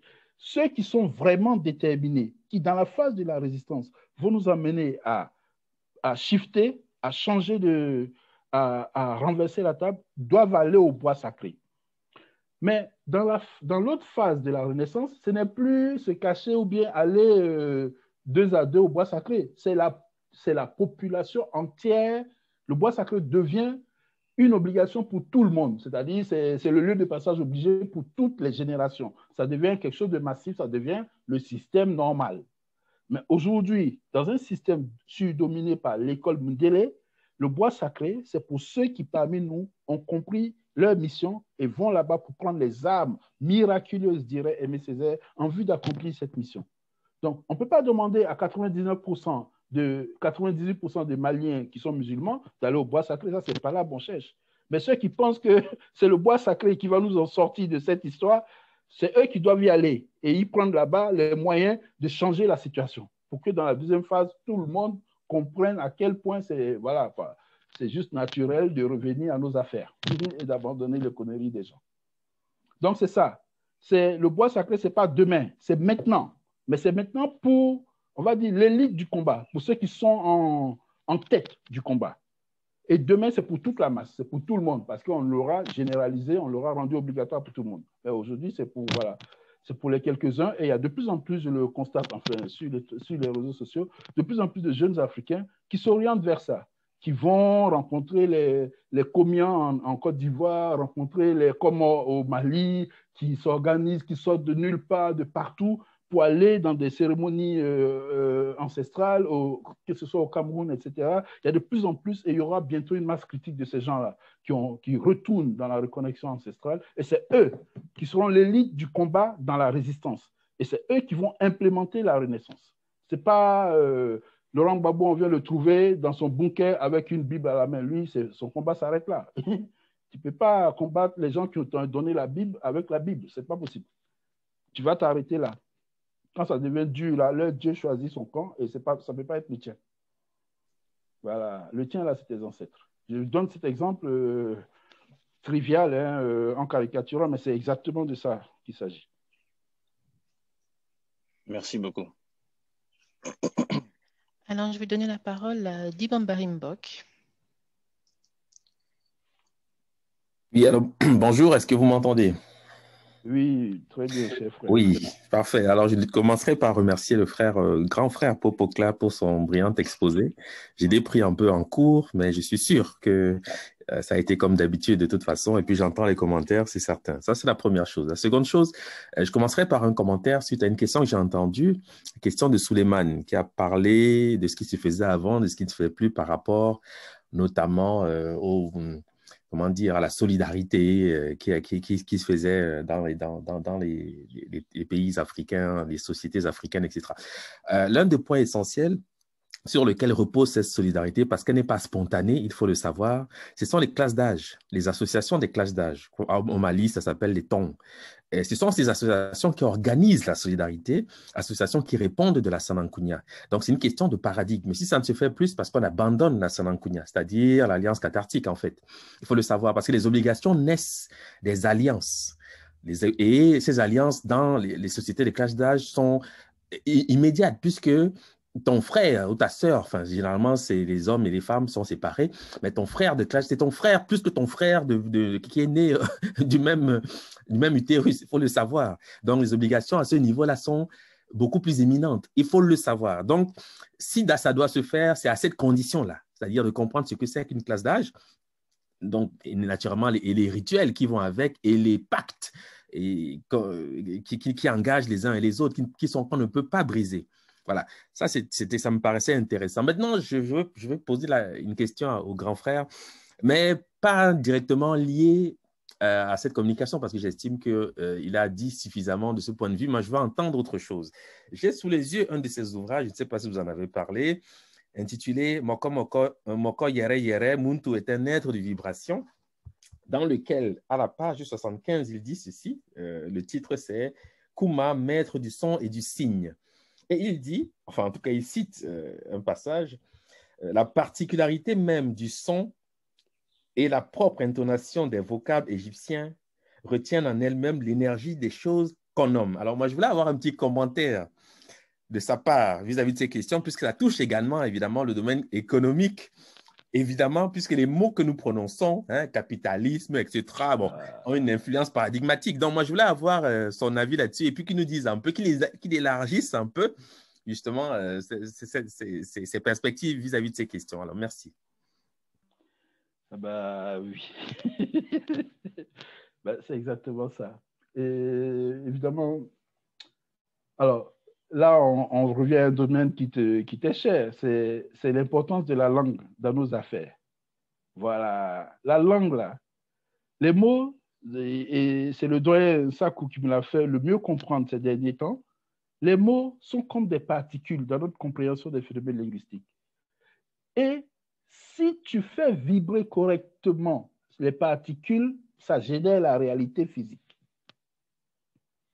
Donc, si je parle d'économie afrocentrée en des termes ou bien dans une langue étrangère à ce paradigme, je suis encore en train de jouer. Je suis encore en train de tourner autour. Je ne suis pas encore arrivé. Voici pourquoi j'ai saturé mon propos. En tout cas, j'ai essayé d'intégrer le maximum de lexique de chez nous. Que je parle de Djangui plutôt que de tontine. Je ne sais pas ce que c'est la tontine. Djangui, je comprends. Que je parle de Sanokuya plutôt que voilà, que je dis Ujamaa plutôt qu'économie sociale et solidaire. Parce que voilà, les gens ils prennent nos affaires, ils les remasterisent et puis ils nous les servent, alors que le vrai, l'original, c'est chez nous. Et l'original est voilà, depuis des millénaires, chez nous, en nous. Oui, les mots ont un pouvoir. Ça, nos ancêtres nous l'ont enseigné. Voilà. Les gens disent au commencement était le verbe, au commencement était le son. Voilà. Au commencement était le son. Effectivement, dans une conception énergétique des relations, les mots que nous employons disposent à créer des effets objectifs réels qui sont différents selon ces mots. Si je parle de capitalisme tous les matins, je ne peux pas faire Ujamaa. Ce n'est pas la même chose. Et si je parle d'Ujamaa, je ne parle pas de capitalisme. Donc, nous devons employer des mots conformes aux réalités auxquelles nous aspirons. Voici pourquoi j'ai essayé de mobiliser du lexique africain dans une communication tout en français, bien entendu. Oui, tu as parfaitement raison que si les échanges économiques doivent se faire selon les lois cosmiques telles que nous les comprenons dans nos propres traditions, alors les concepts eux-mêmes doivent être nommés dans ces langues pour que ces concepts produisent les effets que nous en entendons. C'est absolument, c'est juste, c'est profond. Vraiment, quand je le dis même, je suis ému parce que c'est ça. C'est ça. Quand le Mbombo fait la libation, les mots qu'il met là, c'est ça. S'il n'y a pas les mots, il n'y a pas de libation. Ce n'est pas des gestes. Ce n'est pas que des gestes. Les gestes sont codifiés, évidemment. Mais les mots là, c'est ça. C'est ça qui active. Et donc, oui, tu as parfaitement raison. Quel que soit le domaine de l'activité humaine que nous considérons, lorsque nous revenons à nos propres paradigmes, les mots que nous employons ont une charge. Et ce sont ces mots qui prédisposent à l'effectivité des réalités auxquelles nous aspirons. Ça, c'est absolument certain. C'est ma conviction, en tout cas. Voilà.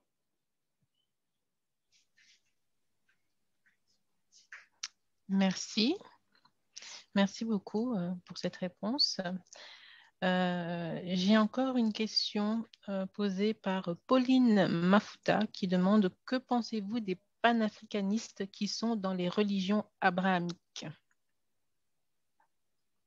Ben, je pense qu'ils sont dans ce que j'ai appelé la phase 1. Ils sont dans le panafricanisme de la résistance et que, voilà, chacun c'est comme les doigts de la main. Chacun a un certain degré de conscientisation et c'est inéluctable qu'à partir d'un certain niveau, il y a un certain nombre de choses dont on se débarrasse. En tout cas, l'erreur à commettre, pour ceux qui n'y sont pas, c'est précisément de jeter la pierre à ceux qui y sont. Parce que, un, ils sont déjà stratégiquement, ils sont plus nombreux. Hein. Il faut aller n'importe où en Afrique. Les églises poussent comme mauvaises herbes, les mosquées, on n'en parle pas, les synagogues, etc. Bon, nous, on excelle dans toutes les conneries que les gens nous infligent. Donc, aller vers ces gens de façon arrogante, parce qu'on détient la vérité là, c'est la pire des choses à faire. C'est la pire des choses à faire. Donc, ce que j'en pense, c'est qu'ils n'ont pas suffisamment compris, ou bien ils n'ont pas leur chemin, ils sont à un niveau de leur cheminement qui ne les a pas encore amenés à se départir de certains oripeaux. Donc, jamais je renoncerai à travailler avec des frères au prétexte qu'ils sont à gauche, à droite. Moi-même, je parle français, je suis un aliéné, puisque je suis en train de vous dire que la langue, voilà, l'énergie suprême, c'est la langue. L'énergie suprême, c'est la langue et je parle français. Donc, aussi longtemps que je parle français, que nous parlons français, nous renforçons l'égrégore de ceux qui nous ont imposé le français. Il faut retourner au Bambara, au Sawa, au Malin. Enfin, voilà. Donc, chacun a son degré d'aliénation. C'est très important que nous soyons modestes par rapport à ça et que nous trouvions on va dire, les arrangements tactiques qui nous permettent à un moment donné de travailler ensemble pour avancer et non pas rechercher toujours les raisons de cultiver une inimité qui est destructrice pour nous tous. Voilà ce que j'en pense. Merci beaucoup. Alors, j'ai une personne qui a levé la main, Diane Ibinga, à qui je vais donner la parole.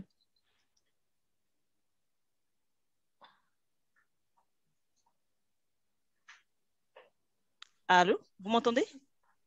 Oui, bien sûr. Oh. Ah, ok, merci. Merci pour votre exposé, Monsieur Claire. Je suis Diane Ibinga, en fait, et je me posais une question. C'est, par exemple, si moi, je suis intéressée de mettre en place une sorte de tantine, maintenant, ce n'est plus tantine, enfin, j'apprends par vous que c'est un terme italien, mais bon. Si je veux mettre en place, par exemple, le concept d'Ujamaa, moi, je suis pour nous, par exemple, de Chimanga au Gabon, et si ce concept n'est pas assez développé dans ma langue, est-ce que je peux utiliser le mot Ujamaa? Est-ce que ça aurait la même charge ou la même vibration si je l'utilise, quand bien même je ne suis pas de la langue initiale, en fait. Je ne sais pas si je sais pas de quelle langue ça vient, mais est-ce que je peux, moi, l'utiliser en tant que Pounou au Gabon, par exemple? Alors, en raison de l'unité culturelle et linguistique de l'Afrique noire, je peux utiliser Ujamaa, qui est un terme swahili, même si je suis Pounou. Mais je ferai encore mieux de trouver dans la langue Pounou, le concept, donc dans les institutions et pratiques Pounou, le concept qui correspond à Ujamaa. Je suis absolument certain que c'est une recherche à faire et que cette recherche serait fructueuse. Parce que tous les Africains, partout où ils sont, font ça, Et ils le désignent par des mots de leur propre langue. Ils ne vont pas chercher à gauche, à droite. Personne n'a appris le djangi à ceux qui font le djangi. Et où vous allez trouver des Camerounais, même au Canada, ils font le djangi. Donc, voilà.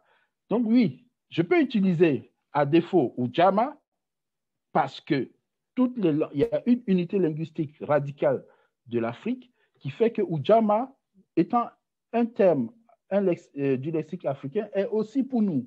Mais je peux le spécifier en allant encore chercher dans ma langue maternelle le terme qui correspond à Ujamaa. En tout cas, ce serait toujours mieux que de parler d'économie sociale et solidaire ou de tontine ou de je ne sais quoi. Voilà ce que je peux dire. Oui, on peut l'utiliser, on fera encore mieux de trouver l'équivalent dans sa langue parce que ceux avec qui je vais pratiquer me comprendraient mieux. Et puis l'énergie. Il faut savoir que si c'est affaire d'énergie, là où je suis né, les pierres, si on dit par exemple que tel individu, en fonction de son énergie, est en corrélation avec tel type de pierre. Donc, n'importe quelle pierre de cette espèce peut agir positivement sur moi. Mais la pierre de cette espèce que j'ai ramassée là où je suis né est encore mieux adaptée pour produire les effets que j'en attends. Je ne sais pas si je me fais comprendre. Si je suis né en Martinique et qu'on dit telle herbe soigne, et que je prends cette herbe qui pousse en Martinique, dans la mesure où elle est née dans des conditions énergétiques similaires, analogues aux miennes, elle sera encore plus efficace que si je prends la même espèce d'herbe qui est sortie de Chine ou de je ne sais où. Mais il est évident que, comme c'est la même espèce, elle aura aussi son efficacité. C'est un peu le cas pour Jama. Le remplacer par un tout autre terme africain, c'est aussi bien, mais ne pas s'abandonner, enfin, résister au fait d'annoncer les concepts non africains, les concepts hétérodoxes. Voilà pour répondre à ça. Diane, ça vous convient? Oui, très bien, merci. Merci, j'avais répondu dans le chat. Merci. Ok, avec plaisir. Alors, Souleymane a levé la main à nouveau, donc je vais lui donner la parole.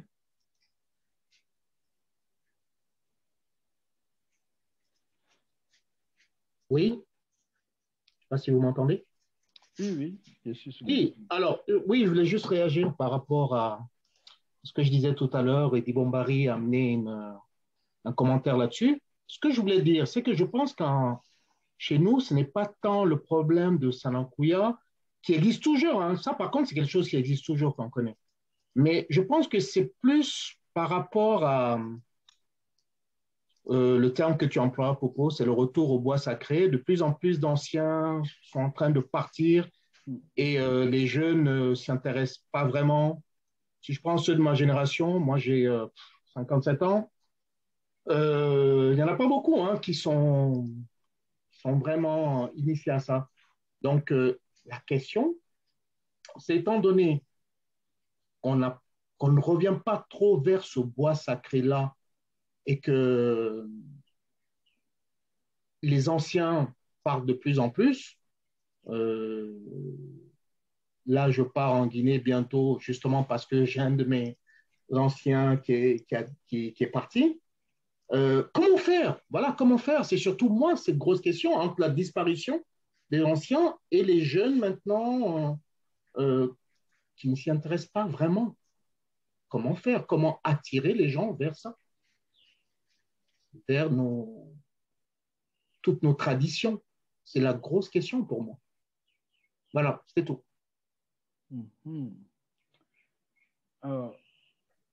Bon, comment faire ça? Il y a, évidemment, les modalités sont à considérer par rapport aux réalités locales.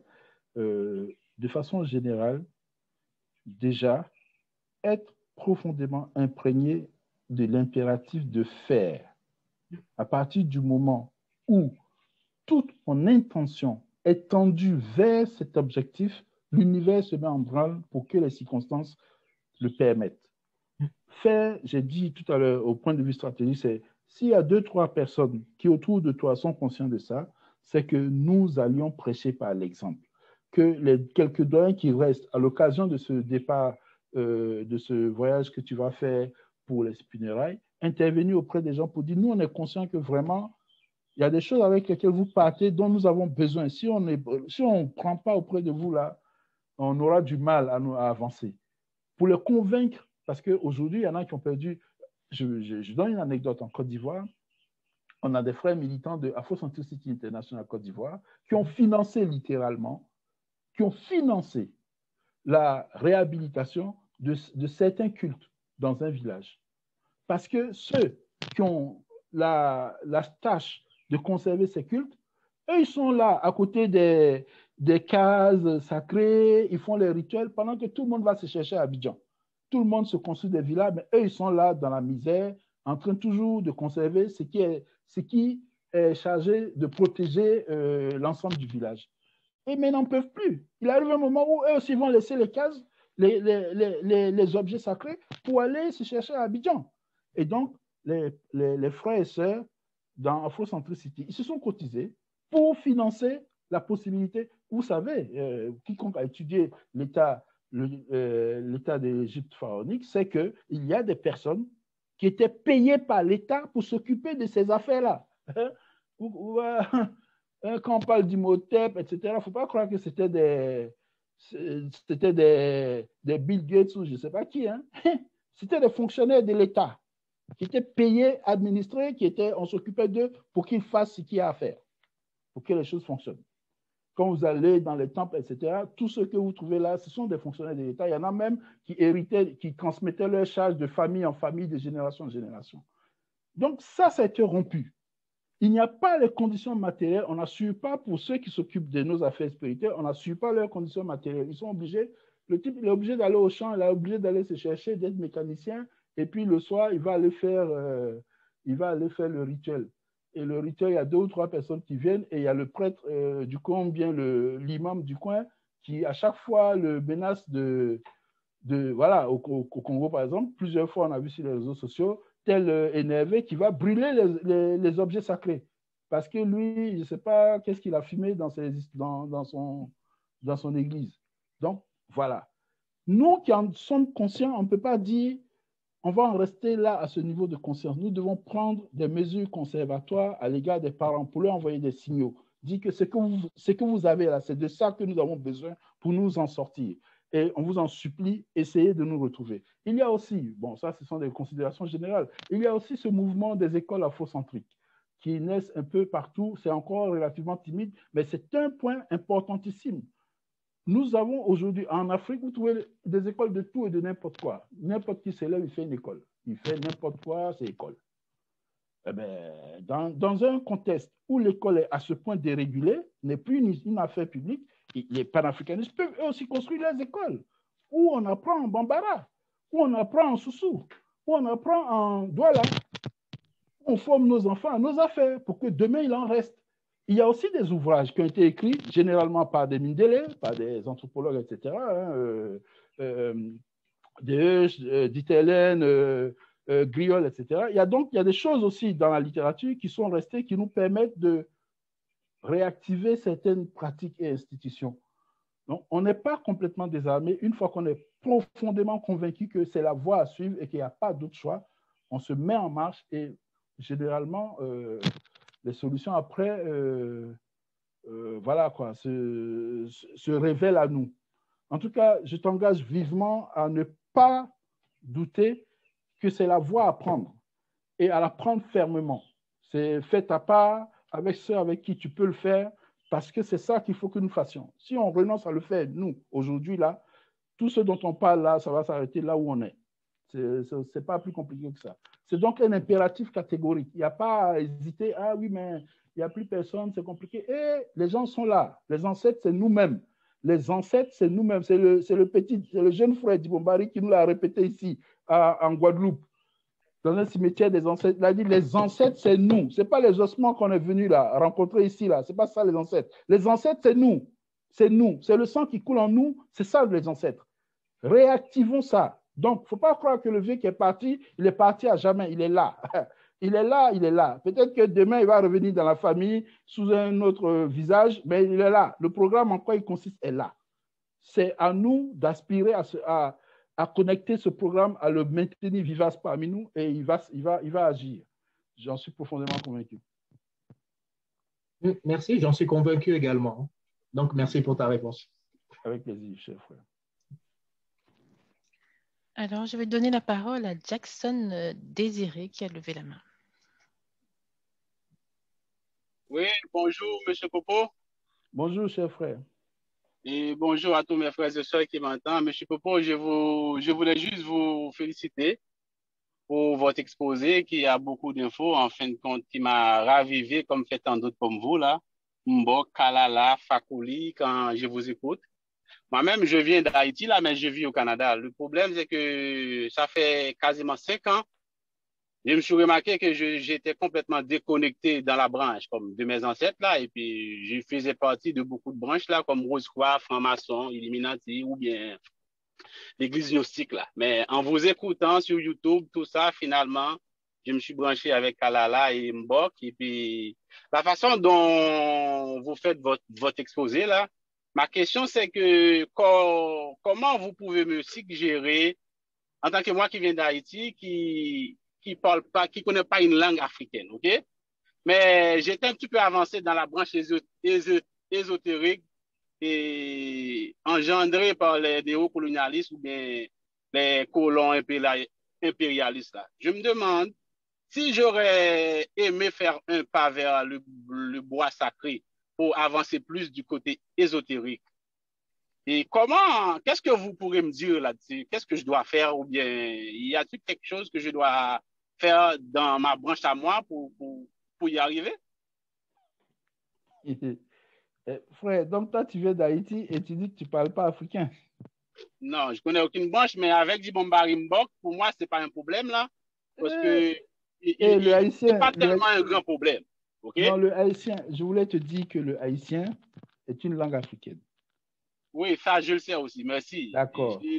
Et je l'ai appris avec toi. Ndoki, ça a été prononcé au Bois Caïman. OK.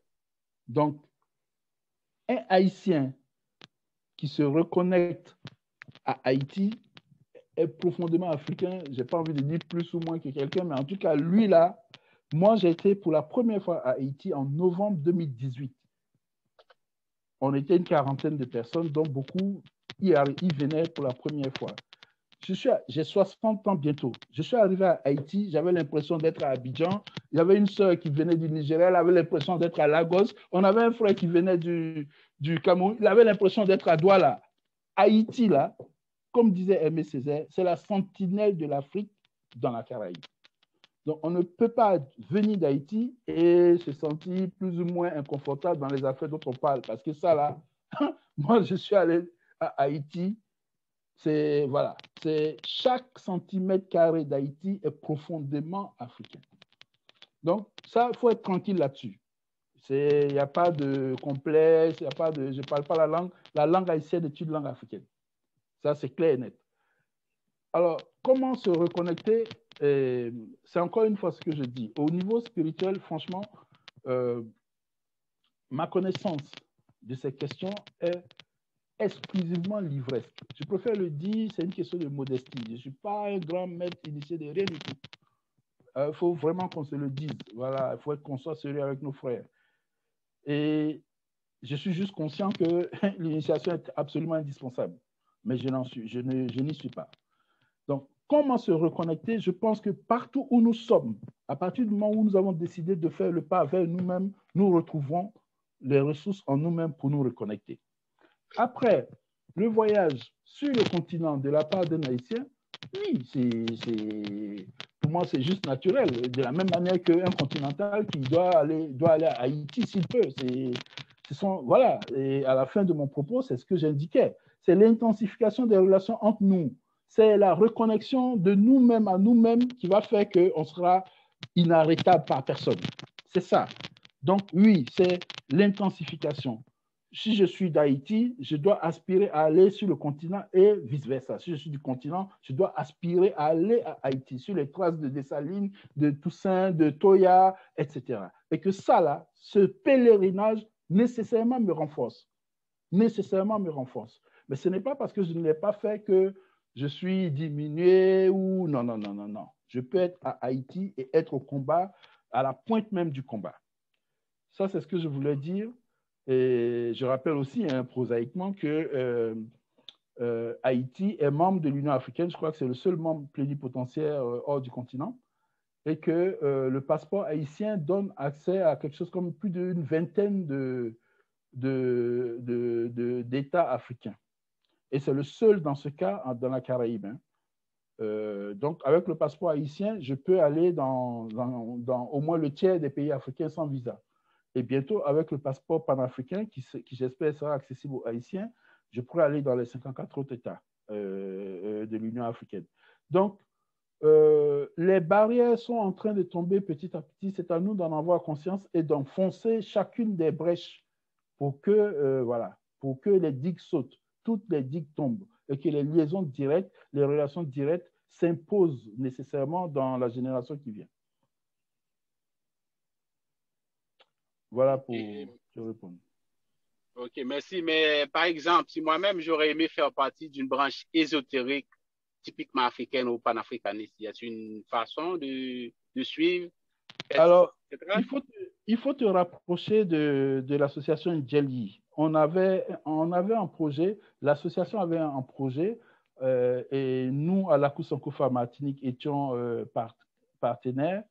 L'association a un projet d'organiser un voyage, un safari au Cameroun qui est entièrement dédié à ces questions. La rencontre de grands initiés de différents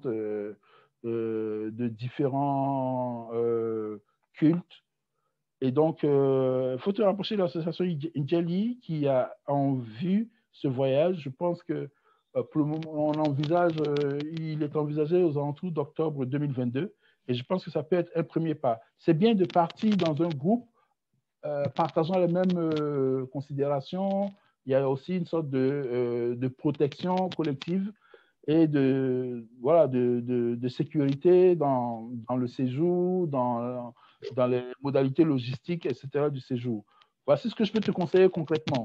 Mais je n'appartiens à aucun groupe ésotérique continental, donc je ne peux pas te dire plus, quoi. À part, voilà. OK, merci beaucoup pour vos réponses. Là, comme je suis déjà dans l'association, là, je vais poser la question à autre personne. Là. Un grand merci à vous et pour l'exposer. Là. Merci beaucoup. OK, avec plaisir. Alors, je n'ai plus de questions pour le moment. Je vais encore patienter encore quelques minutes. Si quelqu'un a encore une question à poser, on a encore un peu de temps.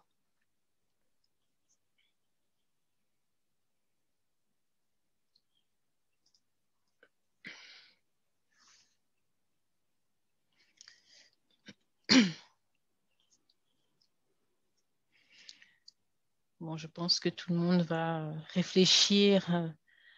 Ah, quelqu'un a encore levé la main. Ben, c'est Jackson toujours. Je vais lui donner la parole.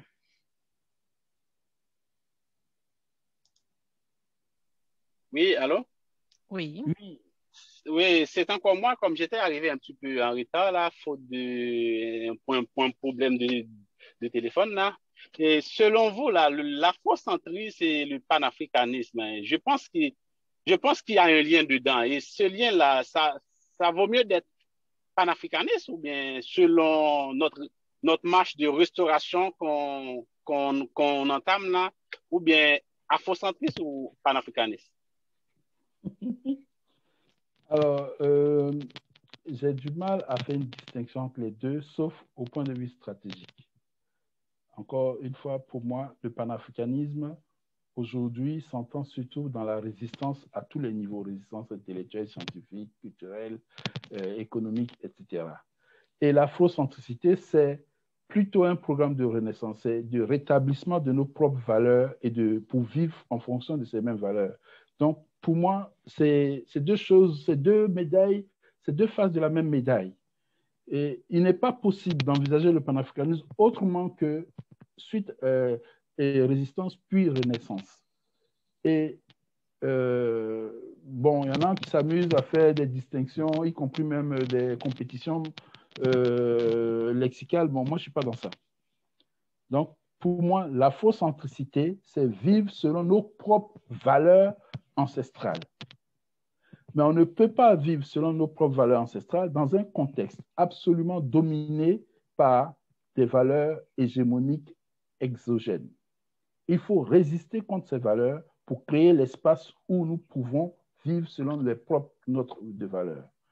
Donc voilà, c'est une question de deux temps, de phase stratégique et non pas de différences idéologiques, paradigmatiques particulièrement insurmontables. Maintenant, il y en a qui s'amusent à des joutes verbales pour telle ou telle étiquette, mais bon, moi, je ne fais pas des étiquettes. Voilà. Non, il n'y a pas fondamentalement de différence au point de vue théorique entre panafricanisme et afrocentricité. La différence, pour moi, intéressante, elle est tactique, stratégique. Voilà. OK, merci. Parce que moi-même, selon moi, je pensais dans notre marche à nous, l'afro-senti ferait plus, et comme dirais-je, l'idée pour nous, parce que quelqu'un peut être noir en Haïti ou bien en Afrique. Si je prends les prêtres et les évêques, là, Pour moi, je ne les prends pas comme africains parce que on dirait que c'est eux autres qui continuent le boulot colonialiste. Oui. Ils pourraient être panafricanistes selon moi, mais dans mes idées à moi, ils ne sont pas afrocentristes. Oui. Oui, tu as certainement raison, parce que l'afrocentricité est purement et simplement incompatible avec une spiritualité autre que ancestrale. Ça, c'est clair et net. Donc, ça, oui. Mais je dis que la phase de la résistance n'est pas totalement incompatible avec des miasmes d'aliénation, qu'elles soient linguistiques, religieuses, etc. Il faut bien comprendre que tout ça, là, c'est des vernis. Une fois qu'on est rentré dans nos propres affaires, tout ça, là, tombe. Parce que ça ne résiste pas à l'efficacité de nos propres affaires.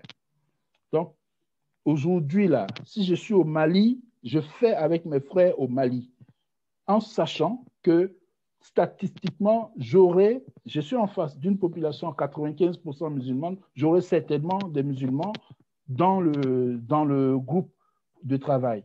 Mais on travaille. Donc, c'est ça. Ça, on travaille. On travaille sur ce qu'on peut faire. Mais si moi, j'ai décidé d'aller au bois sacré et qu'ils n'y vont pas, ça ne va pas m'empêcher d'y aller. Voilà. Donc, vraiment, c'est... Voilà. Effectivement, les évêques, etc., ils ne peuvent pas se réclamer de l'afrocentricité. Il y en a qui peuvent se cacher sous des étiquettes de panafricanisme et encore, faut bien regarder.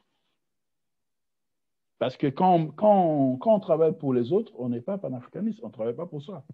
Donc, bon, voilà, c'est comme ça que je comprends les choses en tout cas. Ok, merci.